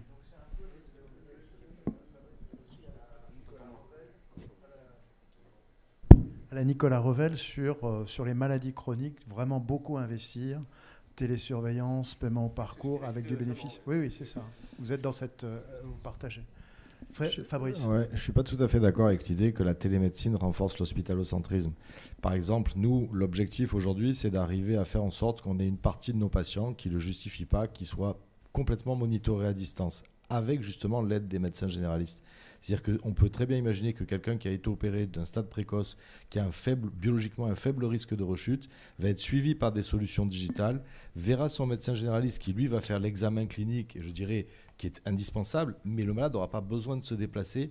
Le médecin généraliste pourra compléter ses données, les scanners vont être intégrés directement de manière digitale, et là, on aura, grâce à des solutions d'IA, qui ne sont pas hyper sophistiquées là non plus, je dirais, soit tous les feux sont ouverts, le malade reste à distance chez lui, soit il y a un feu orange. Là, effectivement, il y a un aspect de coordination, quelqu'un qui peut le voir, soit effectivement, il y a un élément qui évoque clairement une rechute, et à ce moment-là, le malade revient vers son lieu de traitement. Et je crois que c'est au contraire une manière de... Ça peut aussi aider à renforcer le tissu, je dirais, à proximité des patients. Alors, je suis d'accord, c'est pas inéluctable, mais il faut en prendre soin. Je vais prendre un exemple, peut-être que vous connaissez, c'est un article 51, le programme Sésame, qui est l'organisation d'un parcours pour la prise en charge des pathologies mentales modérées à modérément sévères, et qui représentent à peu près 80% des pathologies.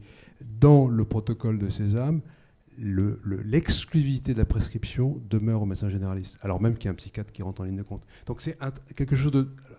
c'est pas l'alpha et l'oméga, mais c'est quelque chose de très simple qui permet de donner le plus de chances possible de faire en sorte qu'effectivement le médecin généraliste, le médecin traitant reste plus que dans le dispositif. Voilà. Elisabeth. Eh bien, Jérôme, ça ne nous arrive pas souvent, je ne suis pas tout à fait d'accord avec toi. C'est-à-dire, y compris moi qui ai été médecin généraliste, qui défend le premier recours, et qui l'ai défendu effectivement beaucoup dans un document il y a 15 ans. Alors, je caricature en disant un tout petit peu que je ne suis pas d'accord avec toi. Je pense en réalité, pour revenir à l'essence des choses, et après vous allez comprendre ce que j'évoque en émettant ce point de vue, c'est que je pense que notre système de formation des professions de santé pêche. Et c'est vrai qu'il y a 15 ans, il y avait deux choses que je mettais en avant et je disais que c'était les deux solutions à développer pour résoudre les problèmes au-delà d'une génération de professionnels formés. C'était le sujet de la formation et tout ce qui tournait autour du numérique. On n'est pas loin quand même. Et tout ce qui tournait autour de la formation, c'est tout simplement parce que, et moi je crois effectivement au bénéfice qui va être apporté par les jeunes générations de professionnels de santé. C'est tout simplement, c'est qu'on a sacralisé autour de la médecine. Et y compris tout à l'heure quand vous évoquiez le temps médical. et le fait qu'effectivement, le temps médical s'organisant différemment, il fallait effectivement sans doute avoir plus de médecins, et donc le coût, etc. Moi, je pense qu'en réalité, c'était d'ailleurs une des idées que je développais et auxquelles je continue à être attaché, c'est la notion de valeur ajoutée. C'est est-ce que aujourd'hui, la valeur ajoutée, et y compris dans l'exemple que tu évoques, certes, la prescription, elle ne relève pas d'un psychiatre, mais est-ce que dans tous les cas, elle relève aussi d'un médecin généraliste ? Lorsque l'on forme aujourd'hui, ce qui n'était pas le cas il y a 15 ans, des IPA en psychiatrie, lorsque l'on a effectivement des IPA en cancérologie, je prétends que dans un certain nombre de cas, elles feront, mettons aussi bien, mais dans certains autres cas, mieux que effectivement un médecin. Lorsque vous avez une infirmière qui est experte en plaies, elle fera mieux qu'un médecin généraliste.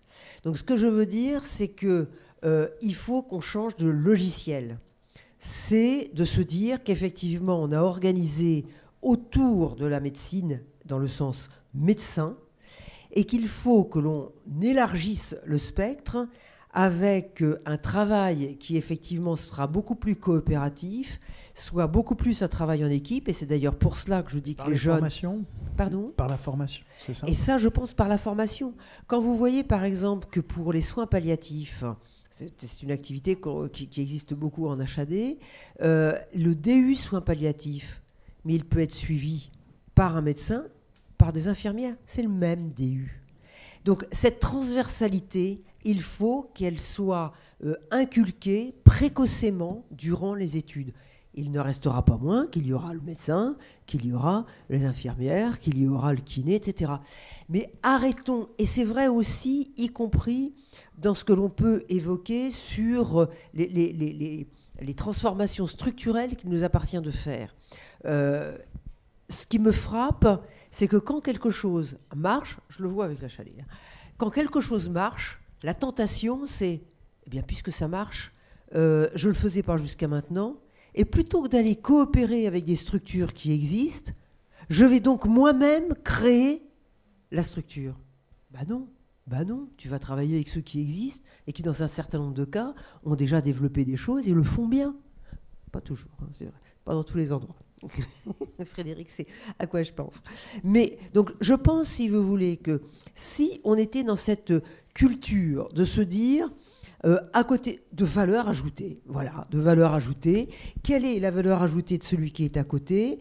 Et quand tu évoques le premier recours et son insuffisance, ça ne me rajeunit pas, mais quand j'ai commencé à faire de la politique, et ça faisait juste suite à mon engagement syndical de médecin, c'est que déjà, à l'époque, dans ce pays, il y a plus de 45 ans, nous formions plus de médecins spécialistes que nous ne formions de médecins généralistes.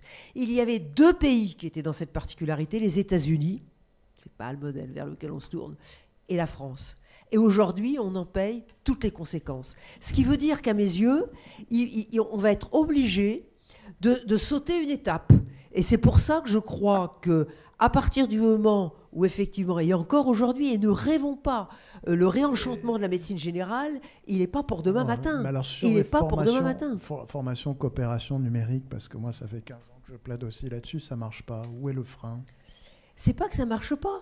C'est que non, mais c'est parce que je dois avoir la conférence des doyens bientôt. C'est tout simplement quand j'avais fait mon rapport, j'étais intervenu devant la conférence des doyens et qu'il y avait un certain nombre de choses qui les bousculaient.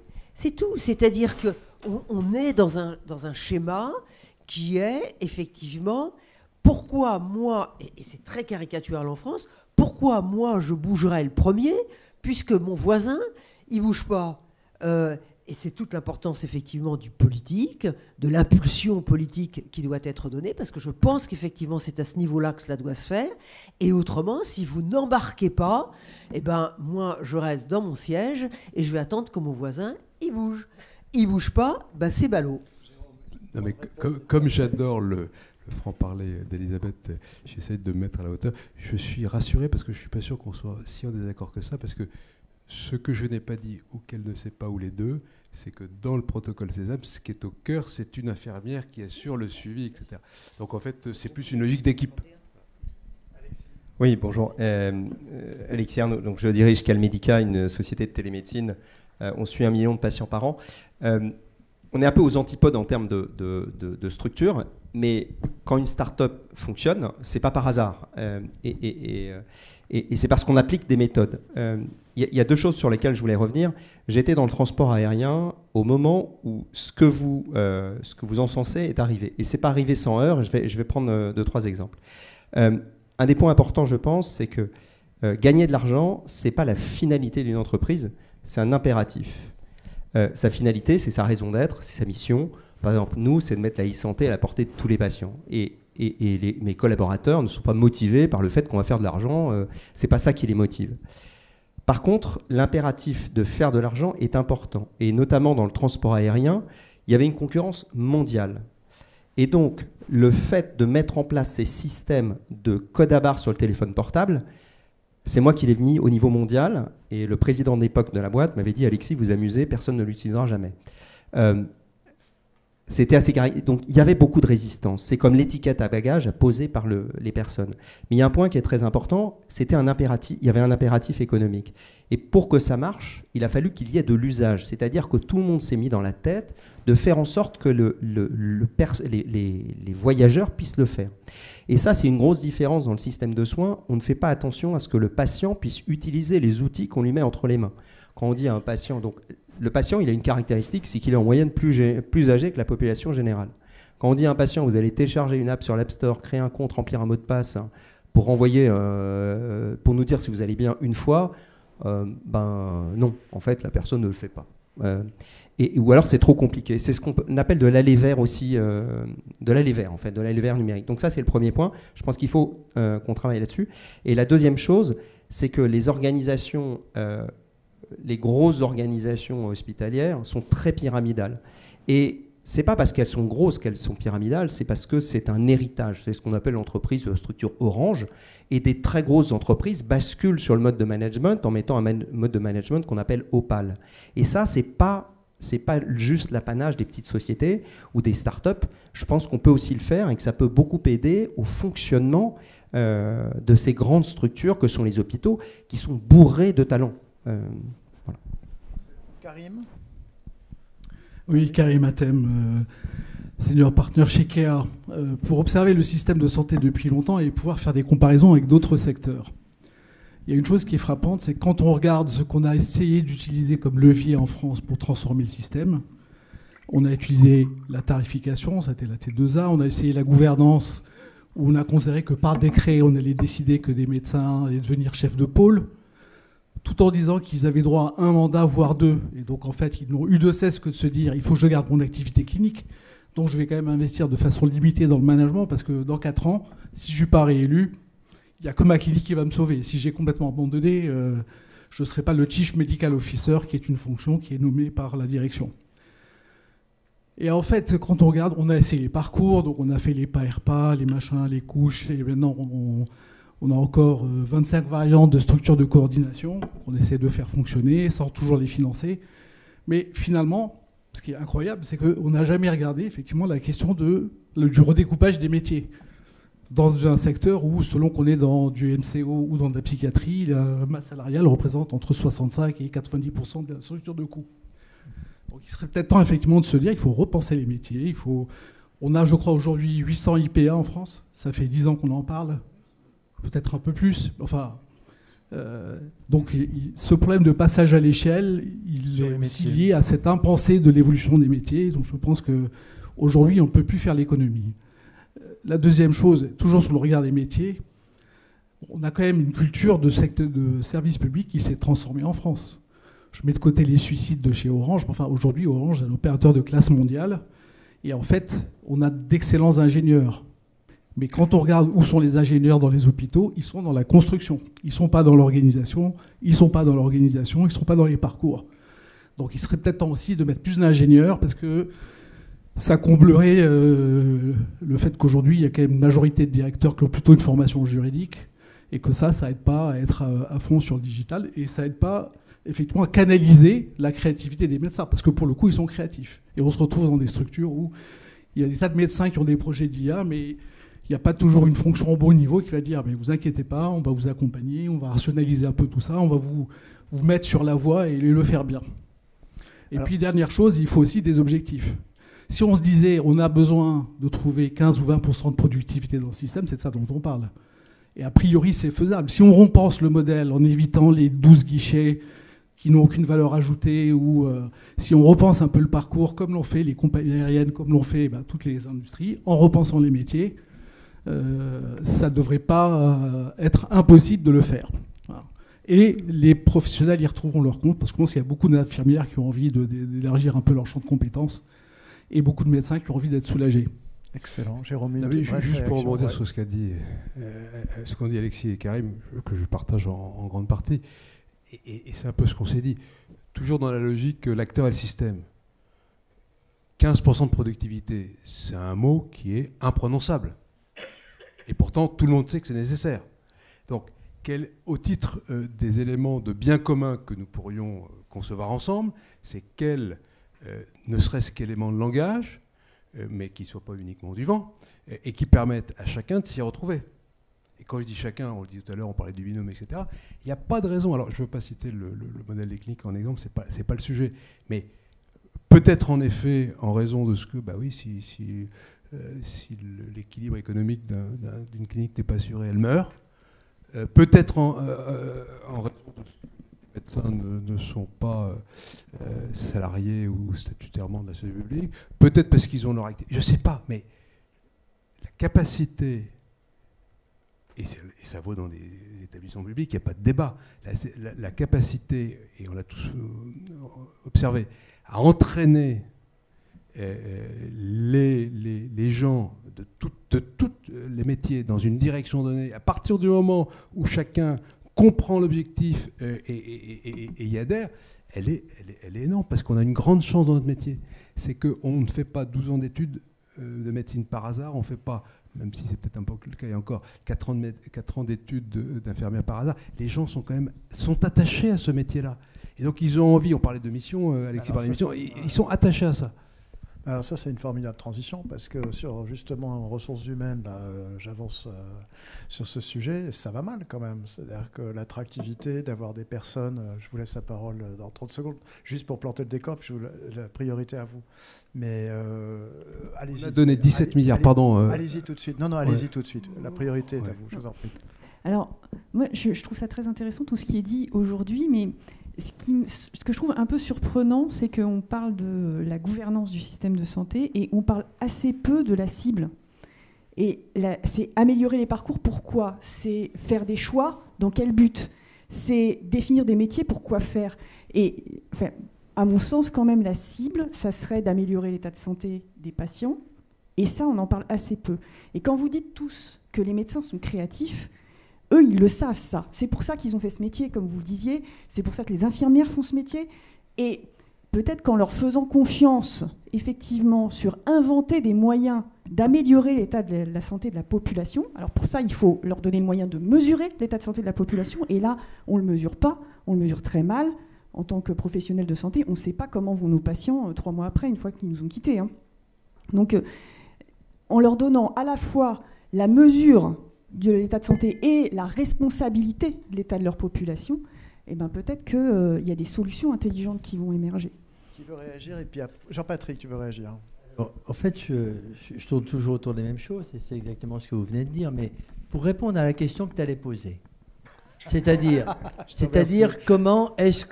pourquoi est-ce que quand on a fait 12 ans d'études, 4 ans d'études, qu'on s'est engagé, etc., comment est-ce que ça fait qu'à un moment on arrive à être désespéré ? Tout simplement parce que c'est le foutoir autour de nous. Tout simplement parce qu'on ne répond pas aux mails. Tout simplement parce que les parcours sont désorganisés. Tout simplement parce qu'il y a des ordres et des contre-ordres contradictoires. Tout simplement parce que quand certaines infirmières sont dans la salle de détente et que les aides-soignantes ou les agents de ménage n'y sont pas, tout le monde, les autres sont désespérés. Donc je pense qu'il faut qu'on reprenne effectivement, et ça marche quand on le fait, il faut qu'on reprenne le management des équipes et puis le respect. Ça m'est arrivé de faire une campagne, on l'avait appelée Respectons, avec TH comme Téléthon, Respectons, et que tout le monde s'écoute, travaille ensemble. Donc voilà aussi pourquoi on peut être désespéré. C'est parce qu'on avait de grandes ambitions pendant ces études et qu'on a de grandes désillusions quand on travaille. Alors, fait mieux. Alors oui, moi je réagis un tout petit peu d'abord parce que ça va tout à fait dans le sens de ce qui a été évoqué et tout à l'heure de ce qui a été dit, le sens. Moi je suis frappé de voir des professionnels, je préside toujours un établissement d'HAD qui est à Nantes, qui a environ 300 patients jour, donc qui est encore effectivement à taille humaine, et c'est pas inintéressant ce que tu as montré au tout début sur la taille, mais où effectivement le sens. Les professionnels, ils se posent pas la question, ils savent qu'effectivement le patient, ils vont chez lui. C'est sur leur territoire du patient. Là, ils ne se posent pas de questions. Comment se fait-il que j'arrive à recruter des professionnels, infirmiers ou aides-soignantes, quand l'hôpital les paye 10% de plus? Comment se fait-il qu'ils arrivent à venir? Parce qu'effectivement, le sens, ils n'ont pas besoin, ils n'ont pas des informations, des informations, non. Initiative, la créativité. Moi, c'est effectivement du terrain que nous remontent un certain nombre de créativités, de projets, dont d'ailleurs trop souvent les professionnels ont l'humilité de dire « Oh ben non, mais ce qu'on fait, c'est pas extraordinaire. D'autres doivent faire ça. » Ben non, pas obligatoirement. Et c'est comme ça qu'on a mis en place des équipes rapides d'intervention en soins palliatifs pour faire en sorte que des patients soient pris à leur domicile très vite quand ils souffrent. L'idée, elle est venue d'où? Du terrain. C'est pas nous qui avons eu cette... Donc je pense qu'effectivement, si on donne ce que vous évoquez, alors on ne l'a pas réévoqué là, mais parce que ce n'était pas obligatoirement l'objet, mais le sens donné, le bien-être, la qualité, l'amélioration des soins des patients, si vous avez ce mantra qui est martelé, c'est plus facile dans des petites structures, c'est plus facile parce qu'on va au domicile et qu'on est au plus au contact des patients, ça marche. Ça marche. Oui, mais j'ai le sentiment, pour en avoir souvent parlé avec vous, Frédéric et Fabrice notamment, que même dans des grosses structures, c'est une grande partie de votre temps maintenant d'aller sur le terrain, de justement accompagner les équipes, initiatives locales. Évidemment, vous êtes limité par le temps, l'agenda et la taille, mais que vous passez de plus en plus de temps. Je te trompe ou pas, Frédéric notamment? Je pense que dans un chute, tu fais partie des gens, tu m'en as souvent parlé sur les décisions avec les soignants, les cadres, les équipes de soins. Alors, juste avant de répondre, je fais une insiste quand même pour juste dire qu'il y a quand même des équipes heureuses, il y a quand même des hôpitaux dans lesquels les professionnels travaillent bien à peu près quotidien, où les gens sont soignés. Parce que, dans ce que j'entends, on a toujours tendance à vouloir assister sur tout ce qui ne va pas. Bon, quand même, quand on discute avec les gens et quand vous avez tous des patients ou vous connaissez des professionnels, ou vous êtes des professionnels, tout ne va pas si mal quand même. Enfin, l'hôpital, il tient, et il bosse, les équipes ne sont pas toutes dépressives, et quand on me dit qu'on n'arrive pas à essayer de sujet de l'attractivité, on a quand même plus d'infirmières et de médecins dans les hôpitaux aujourd'hui qu'il y a 10 ans. C'est juste pour reposer le décor. Ce qui ne veut pas dire, deuxième point, qu'il n'y a pas des verrous à faire sauter, parce que dans tout ce que j'entends aussi bien, le sujet, pourquoi je ne confie pas l'activité à une structure qui marche? Parce que si je le fais, je perds des recettes. Pourquoi, ce qu'on évoquait tout à l'heure sur, je ne sais plus quel était l'exemple, sur pourquoi on ne déploie pas, on ne prend pas des boîtes de télémédecine, etc. Mais parce que si on n'a pas les incitatifs pour faire, et si on ne lève pas les verrous réglementaires, moi je suis évalué sur quoi? Je ne vais pas faire une leçon politique là-dessus. Sur quoi je suis évalué? Et du coup, sur quoi je vais évaluer les gens qui bossent avec moi? Sûrement pas. Et je reviens à ce que vous avez dit, madame, j'ai perdu, je ne sais pas ce que vous faites, mais j'ai bien aimé votre discours, parce que je voulais dire ça. Si on ne nous fixe pas collectivement des objectifs de santé, comment on améliore la situation du patient? Et qu'on ne nous évalue pas là-dessus, ben on ne trouvera jamais à faire collectif, parce qu'on n'aura pas le même intérêt à agir, et un étau de contrainte qui nous amènera à être concurrentiel, bloqué dans les solutions, etc. Tu es assez modeste quand même, parce que tu... Enfin, alors j'allais venir à ce que tu voulais que je dise, enfin je crois. Ces quatre, on n'est quand même pas condamnés à ne rien faire. Il y a quand même des choses qu'on peut faire. Typiquement, sur l'organisation de l'hôpital, personne s'en saisit, mais enfin, je ne sais plus quand ça a été voté. Ça a été fait par 2 fois, Véran en 2014 et plus récemment dans je ne sais plus quel texte. Enfin, peu importe, je sais plus. Un amendement liberté. On peut, si on veut, supprimer les pôles d'activité. Tu parlais tout à l'heure de supprimer les pôles d'activité, enfin des chefs de pôle, etc. Moi, je suis arrivé, je me dis, mais à quoi ça sert les pôles? À quoi ça sert un pôle d'activité? Et à quoi sert dans l'organisation, dans la structure? C'est quoi le sens du job du chef de pôle? Médecin. qui, quand il vient dans mon bureau, systématiquement 2 jours après, j'ai 3 chefs de service du pôle qui viennent me voir pour dire que ce qu'il a dit, c'était pas ce qu'il aurait dû dire. Ben, dans une organisation, il me semble, hein, je ne parle pas de chaîne hiérarchique, mais il faut un peu de cohérence. Si on dit qu'on délègue, il faut assumer le truc jusqu'au bout. Moi, ce que je constate, c'est que dans la plupart des endroits, parce qu'on est chef de service de cardio et que le chef du pôle et les pneumos, désolé de le dire comme ça, c'est compliqué. Donc, il faut quand même dépasser un peu des caricatures, comment dirais-je, corporatistes, et c'est pas que les médecins, et je te passe la parole après, arrêter d'organiser l'hôpital en tuyau d'orgue. On a une direction qui s'occupe des infirmières. Moi, je n'ai pas de directeur qui s'occupe des médecins, j'ai un président de CME que je ne choisis pas, qui est élu, et c'est une très bonne chance de recevoir, mais enfin bon, il s'occupe de ça. Il s'offusque quand un médecin n'est pas à une réunion, mais par contre, lui, quand il fait des réunions avec les médecins, le cadre n'est pas là. Je caricature parce qu'il est génial au passage. Ce que je veux dire, c'est qu'on a des habitus à l'hôpital qui sont corporatistes, et on parlait de l'acteur et du système, tout est fait en tuyau d'orgue. Là où, et c'est ce que j'essaye de faire à Caen, effectivement, pour te répondre, c'est de casser les silos, et c'est hyper dur, parce que c'est la formation, les gens sont formés comme ça, les structures sont organisées comme ça. Et donc, pour venir à un management beaucoup plus local en disant... Moi, je casse la métastructure et je recrée du transversal. On remet le service au cœur. C'est le chef de service, en binôme avec le cadre, qui porte la politique du service, qui porte la politique qualité, etc., qui porte l'organisation, et on lui laisse les marges de manœuvre pour le faire. Ça suppose d'avoir des gens formés, des gens qui ont envie. C'est pas si simple que ça, trouver un chef de service qui a envie de faire du lean management dans son service pour que ça marche mieux. Et comme le disait Jean-Patrick tout à l'heure, que l'heure de pause de tel professionnel coïncide avec le cycle de travail de l'autre. C'est pas si simple d'avoir des gens qui ont envie de faire ça, autre que des directeurs, des administratifs. Donc, c'est juste pour reposer tout ça. Ça demande quand même beaucoup d'énergie et surtout de casser des cadres. Excellent. Fabrice, alors attends, parce que j'ai une promesse vis-à-vis de Fabrice, parce qu'il a un emploi du temps terrible, et j'ai promis que je le libérais à 21h. Il est 21h01, donc Fabrice, je te libère après ton dernier propos. Je te remercie infiniment d'être avec nous. Merci à tous, et désolé de devoir vous abandonner, mais non, je suis assez d'accord, mais par exemple, moi, à Gustave Roussy, j'ai remis dans la direction médicale la direction des soins infirmiers, avec l'idée de dire sur le terrain, qui c'est qui fait le travail? C'est un médecin et une infirmière. Le service, il doit être dirigé par un chef de service, un cadre, le chef de département par un cadre coordonnateur, un chef de département. Et du coup, la direction en haut, il faut aussi qu'elle représente ça. Donc c'est exactement la même direction et ça suit. Sur le management, on peut quand même se poser la question de qu'est-ce qu'on donne comme émulation aux futurs médecins pour faire du management? Zéro, ça n'existe pas. Moi, quand j'ai été nommé chef de service, par anticipation, j'avais fait un diplôme de management à l'ESSEC parce que je me dis c'est quand même absolument délirant que je vienne à manager, et à l'échelle d'un service, on va dire c'est 40 personnes, sans qu'on m'ait jamais expliqué. Et d'ailleurs, alors je ne sais pas si ça a changé, mais enfin à l'époque, quand vous étiez nommé chef de service, il n'y a pas un seul type qui vous explique c'est quoi vos responsabilités, etc. Bon, bref, tout ça pour dire que dans l'éducation, il faut aussi donner le goût aux futurs médecins, infirmières de ce management. Et puis sur les projets, pour rebondir sur ce que vous disiez, ça pour moi c'est un projet, c'est une vision qui est aussi sociétale. C'est-à-dire que finalement c'est à nous tous collectivement de dire comment on veut que notre système de santé, de soins soit bâti. Il n'y a qu'à voir aujourd'hui comment tout ce qui est du domaine de la prévention est quand même très fortement, je vais dire, sous-coté par rapport à tout ce qui est du domaine du soin pur.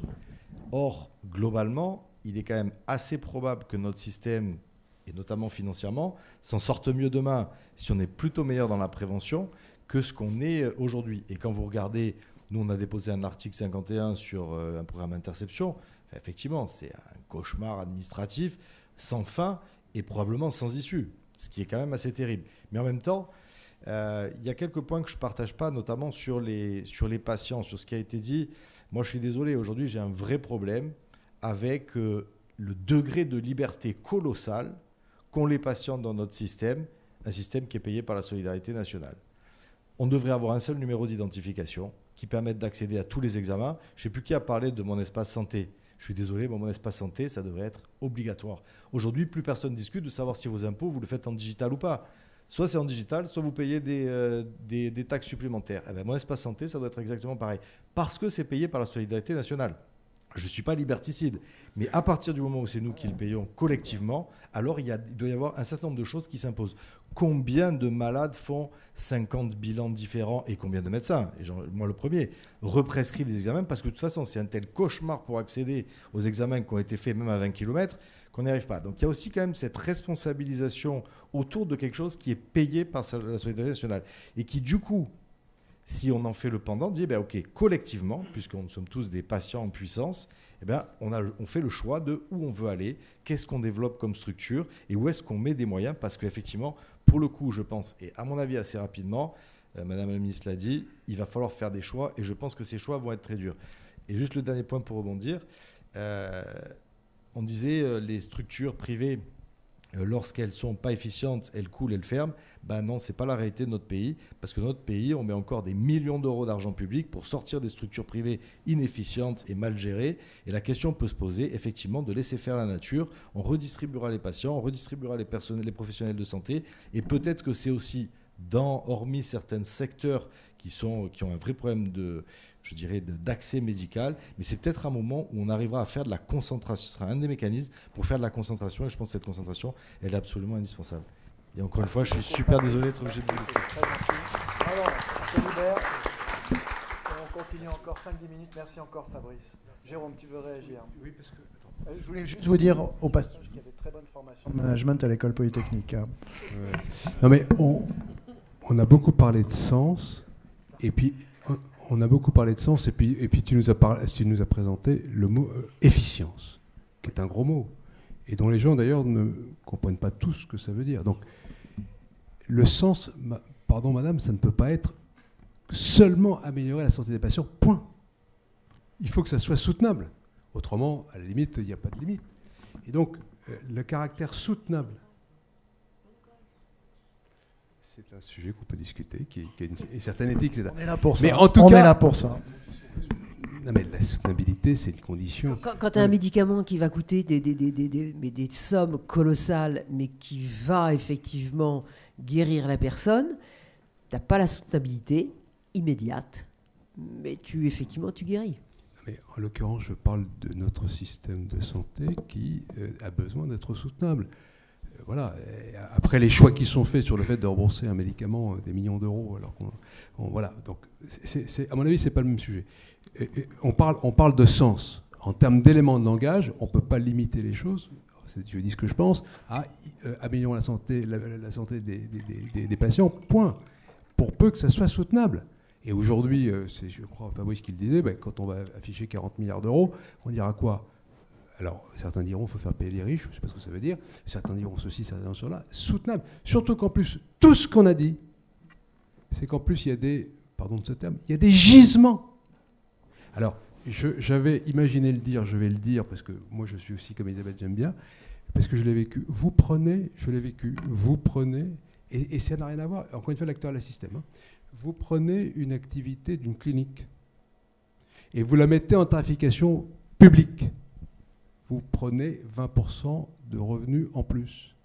Il y a plein de raisons qui l'expliquent. Ça, c'est tabou. Ça, on peut pas l'évoquer. Voilà. Bon, je ne fais pas un débat technique, mais je suis obligé de m'opposer à ça et je peux techniquement démontrer les choses. Et sans doute même au-delà des 20%. Non mais... Il ne faut pas dire des choses pareilles. Mais c'est une réalité.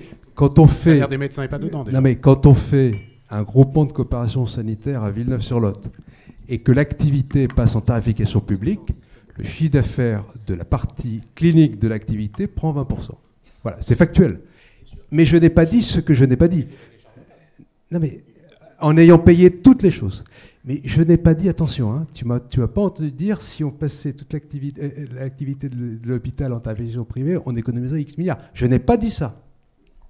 Et j'ai parlé de l'acteur et le système. Non. Parce qu'il y a des contraintes objectives dans le fonctionnement du système de santé, du système de l'hôpital public, qui expliquent que de toute façon, pour la même chose, ça coûte plus cher. Donc ce n'est pas la question. La question, c'est celle de la capacité d'initiative et le sens qui est donné, c'est-à-dire les missions qui sont données pour faire en sorte que le système soit soutenable. Et je rejoins ce qui a été dit par Elisabeth, les personnels entre autres, et M. Lajonchère, entre autres parce qu'ils ont 10 ans, etc. Mais ils ont plein de solutions pour peu qu'on leur fasse confiance et qu'on les rende responsables. Et il y a beaucoup d'irresponsabilité dans notre système, on le sait tous. Voilà. Tu veux réagir ? Non, moi je veux redire mon soutien à ce qui a été dit tout à l'heure. Le seul but du système, c'est de soigner les gens.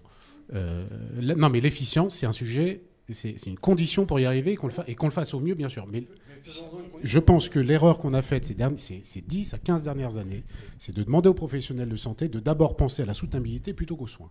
Et si, je suis désolé, et il n'y a pas besoin d'avoir un discours tel vis-à-vis des soignants pour faire de la performance. Et c'est pas moi, je fais de la performance. Mon CHU est à l'équilibre depuis que j'ai été nommé en 2019. J'ai pas de sujet avec la performance. Je dis juste que c'est pas ça mon but dans la vie, et ni celui de mes infirmières ou de mes médecins. C'est pas du tout antinomique. Non, mais simplement une petite chose. C'est pas du tout antinomique. Simplement une petite chose, et je réagis parce qu'effectivement, c'est mieux d'avoir un directeur de CHU qui à peu près arrive à équilibrer. Alors certains diront oui, mais quand c'est plus facile, parce que non, mais attendez, moi je ne le dis pas, mais je sais parce que voilà, on entend ce genre de choses. Pourquoi est-ce que dans un certain nombre de cas, certains y arrivent et pourquoi d'autres n'y arrivent pas? Et je pense qu'à partir de ce moment-là, exactement comme tu viens de le dire, il faut regarder ce qu'il en est des missions. Il faut regarder comment sont exercées. Il faut regarder comment un certain nombre de choses sont éventuellement déléguées pour qu'effectivement elles pèsent moins sur la charge publique. Quand, Jérôme, je réinterprète ce que tu as évoqué, à charge, à objectif et à prise en charge équivalente, effectivement, tu as raison. Il n'empêche que derrière, les urgences, mais après tout, certains établissements privés sont prêts à faire des urgences. Moi, ce que je veux dire, c'est simplement, moi je regarde les besoins d'une population, est-ce qu'ils sont assurés ou est-ce qu'ils ne sont pas assurés ? Tu es dans un groupe où effectivement, tu as créé un groupe qui a repris des établissements qui sont des endroits charmants, mais un peu difficiles. Chaumont dans la Haute-Marne, Aurillac, Guéret, j'en passe, c'est des meilleurs. À partir du moment où il y a des tâches qui sont assurées, il faut regarder dans quelles conditions elles sont assurées, que l'établissement soit public, soit privé. À partir du moment où les éléments de qualité et de service sont rendus, c'est là où effectivement il doit y avoir la même rémunération. Par contre, quand il y a, et c'est tout l'intérêt de la dotation populationnelle, d'un certain nombre de choses, c'est de se dire, oui, mais en plus, je veux qu'il y ait certaines tâches qui soient assurées. Eh ben, j'y mets l'argent. Je voulais juste redire, on n'est sûrement pas là pour faire un groupe de travail sur qu'est-ce que c'est que le sens de la santé, etc. Est-ce que ça améliorerait la santé ? Mais par exemple, quand vous dites que c'est peut-être un petit truc en plus, que quand vous êtes à l'hôpital, vous avez des patients à l'hôpital, non seulement c'est bien de les soigner, c'est bien d'améliorer leur santé, mais en plus, si on pouvait éviter de les emmerder, ça serait mieux. Hein ? Et que, par exemple, vous développez avec une boîte qui s'appelle Dédalus un système de bornes à l'entrée de votre hôpital où, une fois que vous êtes à l'entrée de l'hôpital, vous tapez les 3 premières lettres de votre nom, parce que machin des cartes vitales ne fonctionne plus, je ne sais plus pourquoi. Bon, voilà. Et puis, votre date de naissance, on vous dit, vous êtes bien monsieur Lajonchère ? Ouais. Vous avez bien rendez-vous en dermato ? Ouais. Eh bien, voilà votre petit ticket. Vous pouvez directement aller porte 14, juste devant la salle d'attente du médecin. Bon, alors vous avez transformé quelqu'un qu'on appelle patient en impatient. Hein, donc d'accord, parce qu'il est allé directement où il devait aller. Mais vous voyez que ce n'est pas que de la santé. Eh bien, on est sûrement moins de 10 en France à avoir acheté le système de bornes de Dédalus. On va dire, ouais, c'est vachement trop cher. Tu avais des ronds à Saint-Joseph. Non, c'est pas vrai que j'avais des ronds. Bon, mais vous voyez, c'est-à-dire que quelque part, même quand des trucs existent, on se démerde pour pas les acheter pour rendre un service aux patients. Et là, c'est pas un ministre, hein. C'est les mecs et les nanas qui sont à la tête des établissements. Frédéric ? Moi, je l'ai fait sans Dédalus, Jean-Patrick, et sans bornes. Mais on en reparlera, c'est pas le débat du soir. Parce que les bornes, c'est déjà daté. Non, mais sans blague. C'est parce que, en fait, on va pas, c'est pas le point de débat là, mais c'est qu'en réalité, c'est ce que tu évoques, c'est que les technos évoluent tellement vite sur les bornes, etc., qu'en réalité, on a toujours 2 ans de retard quand on l'installe. Et qu'en fait, il faut les changer sans arrêt, etc. Et donc, on a privilégié une organisation différente, tenant compte des réalités locales, et c'est peut-être pas du pic à berre. Mais en tout cas, je te rejoins qu'on est 10, je sais même pas. Mais c'est là où ça rejoint l'efficience. Je pense qu'il y a tous ces sujets-là, à la rigueur, on administrait hôpitaux publics. Je parle que des hôpitaux publics. Lançons un plan, on dit si à la fin de l'année les 32 CHU n'ont pas déployé tel truc, ça va pas. Non, mais pourquoi et ce que je dis là est assez... C'est un plan, Frédéric. Comment ? Est-ce que c'est un plan ? Pourquoi est-ce que... Mais non, mais... Comme tu le fais toi-même, pourquoi est-ce qu'on ne te responsabilise pas ? Mais je vais au bout du raisonnement. Qu'est-ce que ça veut dire ? On va dérouler. Moi, j'avais, quand je suis arrivé, je sais pas, 90 personnes, je pense, ce qu'on appelait les AGP, c'est-à-dire les admissions, etc. 90 personnes, parce que il y a des choses qui n'ont pas changé d'ailleurs, hein, le système pour faire contribuer, prendre la récupération mutuelle, etc. C'est quand même, faut être très savant pour comprendre comment le système fonctionne. Hein. Ça fait 15 ans que l'État essaie de faire une solution qui plug facilement la mutuelle à l'hôpital, on n'y arrive toujours pas. Enfin, passons, donc ça, c'est pas la faute de l'hôpital, mais au-delà de ça, moi, j'ai réformé tout ce système. J'ai fermé les admissions, on va directement au secrétariat pour faire exactement ce qu'a dit Jean-Patrick. Mais je fais quoi, moi, des 90 agents fonctionnaires qui sont chez moi ? Comment en 2 ans ? Mais il se trouve qu'on avait une pyramide des âges favorables. Il se trouve que depuis quelques années, 2-3 ans maintenant, on peut faire des ruptures contractuelles. Enfin, c'est des choses qui ne sont pas évidentes dans l'environnement public. Et puis, ce sont des gens qui ne sont pas facilement réemployables sur d'autres fonctions, en tout cas dans l'immédiat. Donc, ça demande un effort de formation important et qui prend du temps. Donc, c'est pas aussi comme ça, là. C'est pas aussi simple que ça. Et surtout, quand on est... Alors, ça revient au sujet des tailles critiques, etc. Réorganiser un système dans lequel vous avez 15 personnes parce que vous êtes un petit établissement, que vous êtes un petit système d'admission, ça va. Quand vous avez, comme c'était mon cas, 90, et je ne vais pas parler des structures comme la PHP ou autres, qui ont des centaines d'emplois sur ces fonctions-là, il ne suffit pas de dire, allez, pourquoi on ne fait pas là ? Je voudrais rebondir parce que Frédéric pourrait donner le sentiment qu'on lui dit il n'y a qu'à Faucon. Moi, je redis, je pense que c'est beaucoup plus difficile de gérer un établissement public qu'un établissement privé. Beaucoup plus difficile. Maintenant, comme il d'ailleurs l'explique, c'est pas impossible. Et comme il l'a dit d'ailleurs au début, ça dépend des critères de jugement selon lesquels il est jugé. Eh bien, regardons les critères de jugement selon lesquels les directeurs d'établissement sont jugés. C'est pour ça que je réagissais. C'est pas et il me semble pas que ça soit, tiens, il y a un plan décidé à l'ANAP ou je ne sais trop quoi qui veut que tout le monde applique, et c'est ça le bon critère de jugement que vous voulez y appliquer. Non, parce que ça amène les raisonnements en disant, mais de toute façon, à la fin de l'année, j'aurai ma subvention qui fera en sorte que je sois à l'équilibre. Et que les 13 milliards d'euros de dette, on va les supprimer. 13 milliards d'euros. Juste rappeler qu'il y a un tiers des cliniques en déficit, donc le sujet de l'inefficience n'est pas qu'un sujet d'hôpital public, et qu'en l'occurrence Non, mais je le dis juste. Non, mais Frédéric, je termine juste ma phrase. Je le disais juste en remarque. C'est plus dur de gérer un hôpital public, etc. Oui. Mais aujourd'hui, c'est très difficile de gérer. Il y a 50% des cliniques Elsan qui sont aujourd'hui dans le rouge. Non, mais justement, et c'est pour ça que je veux en revenir. Et c'est parce que je voulais faire. Mais qui coûte 20% moins cher. Elisabeth sur aller et je partage la vision sur dire il faut répondre aux besoins d'un territoire. Comment on soigne le mieux avec le meilleur acteur qui est le mieux placé pour ça. Je suis d'accord avec cette approche-là. Mais il faut le faire avec des règles du jeu saines, connues, transparentes. Si dans le tarif de je ne sais pas quelle prise en charge, dans le privé ou dans le public ou en HAD, on n'a pas intégré tel truc qui fait qu'on est systématiquement déficitaire sur ce segment d'activité, il ne faudra pas s'étonner que cet acteur-là soit pas efficient. Est-ce qu'il n'est pas efficient ? Elisabeth me permet, il y a quelques années, vous vous rappelez, on avait travaillé sur l'intégration des molécules onéreuses pour la HAD. Vous vous rappelez de ça ? J'étais convaincu, je l'avais défendu auprès de la ministre. Merci Frédéric d'ailleurs. Vous vous rappelez ? Tout à fait. Et je prends cet exemple pourquoi ? Si on n'avait pas fait, on aurait dit que la HAD n'était pas efficiente dans cette lecture. Et ce serait une erreur. Donc l'enjeu, c'est bien que les règles du jeu soient propres et partagées entre tous. Et c'est d'ailleurs à chaque fois ce qui pose problème entre les acteurs, et c'est ce qui met de la dissension entre les acteurs. Parce que moi, je ne veux pas refaire la guerre publique-privée, ça n'a pas de sens. Les patients, ils s'en fichent de tout ça. En revanche, il faut des règles claires entre les acteurs. Je veux simplement appuyer ce qui vient d'être évoqué. C'est, on a évoqué les problèmes de la formation, les problèmes d'équipe, les problèmes des métiers, mais ce n'est qu'un outil. Mais le problème du financement, et je ne parle pas financement, la différence publique, c'est pas du tout ça. Mais elle est complètement antinomique de modification d'organisation. Je prends un exemple. Il se trouve qu'on essaie de développer la chimiothérapie injectable à domicile. Bravo. Frédéric a répondu pour quand. Ce qui n'est pas le cas de tous les établissements. L'idée, c'est quoi ? C'est de faire en sorte que des patients qui sont en HDJ aujourd'hui puissent avoir à leur domicile les chimiothérapies dont ils ont besoin.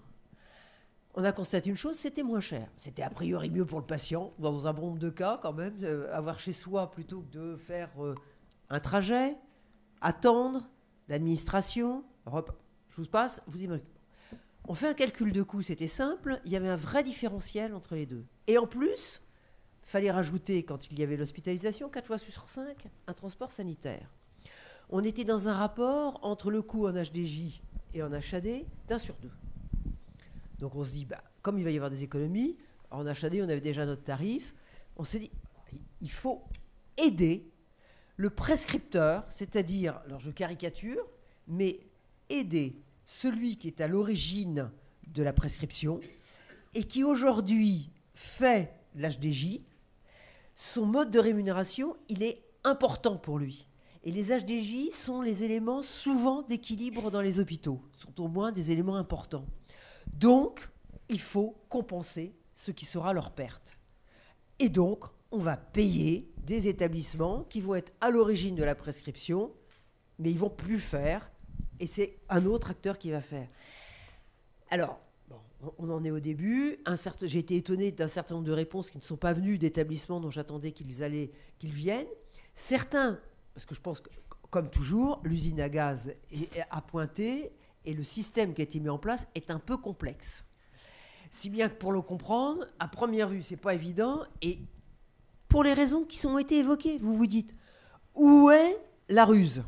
Il doit y avoir un truc quelque part. On est en train il doit y avoir un problème, donc j'attends, j'essuie pas les plâtres et j'y vais pas, alors qu'il n'y avait pas de ruse. C'est trop compliqué, c'est tout. Et certains se disent, oui, mais moi, la SDJ, ça équilibre mes budgets. Donc, j'y vais pas. Je continue à faire. Oui, mais attends, il y a des délais d'attente pour les patients. Passe aux patients. Il y a des délais d'attente, on retarde des chimiothérapies. Ah bah oui, mais moi, je ne veux pas perdre d'argent. Donc, on voit bien, on a des solutions. Elles sont nées du terrain. Elles existent. On imagine des choses qui sont faisables. Et là, sur ce point, ça a été aidé et par les politiques et par les techniciens. Il n'en demeure pas moins qu'il faut un peu plus d'impulsion. Mais ce que tu disais, Frédéric, c'est-à-dire l'antinomie entre des modes de financement qui font que je bouge pas. Les urgences, on n'arrête pas de dire que les urgences, c'est un problème. C'est vrai, ça rapporte aussi un petit peu d'argent, les urgences. Ça coûte. Alors, je date peut-être un peu, tu as raison. Mais il n'empêche qu'il y a des antinomies qui existent entre des modes de financement alors que ce sont des outils. Et l'organisation, on la prend différemment et on fera suivre le mode de financement. C'est pour ça que tout à l'heure, je déplorais les articles 51. On a remarqué. Ouais. J'ai une dernière question parce que le temps passe et on peut continuer dans le cocktail qui est au 0. Donc on va tous descendre et continuer. Moi, je suis ravi. Je passe un très bon moment parce que c'est très libre, c'est très franc. C'est tout à fait dans l'esprit des séminaires. Merci beaucoup. J'ai une dernière question personnelle. Par rapport à cette photo, il a connu un grand bonheur, Luis Enrique. Vous, dans vos activités quotidiennes, quel est le moment où vous avez de la satisfaction par rapport à votre activité ? Est-ce que vous en avez ? Non, mais moi, je l'ai dit tout à l'heure, pendant 25 ans, quand on trouve avec les équipes un compromis, au sens positif du terme, compromisser, promesse réciproque, et qu'on avance ensemble. Et alors là, madame, je vous rejoins. Le plus souvent, c'est pour le bénéfice du patient en premier. Voilà. Ça, c'est, si vous me permettez l'expression, c'est jouissif. Parce qu'en plus, on est dans la santé, l'utilité sociale et tout. On n'est pas là par hasard. On parlait d'ingénieurs. Quand je suis rentré dans ma santé, il y avait 3 polytechniciens. Frédéric, il n'est pas tombé par hasard dans le monde de la santé. C'était écrit, je ne sais pas comment. Moi aussi, c'était écrit d'une certaine manière. Mais je disais à tous mes directeurs pendant 25 ans, bienvenue. Dans 6 mois, soit vous êtes expulsé du secteur parce que vous l'aurez pris en horreur, soit alors, je suis désolé, mais vous allez en prendre pour toute votre vie. C'est tellement passionnant. Frédéric.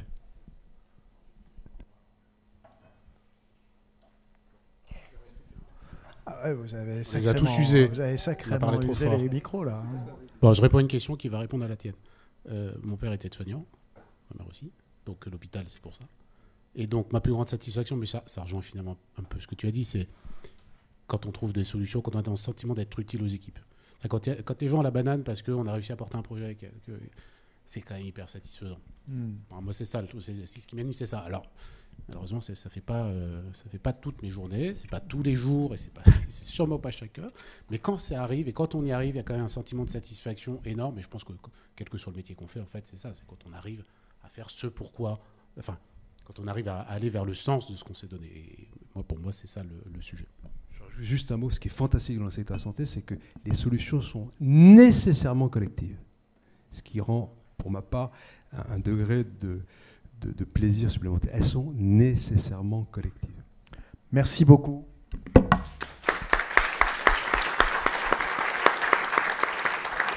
On peut continuer en bas. Donc on va aller tous ensemble par les ascenseurs au 0 où il y a un cocktail.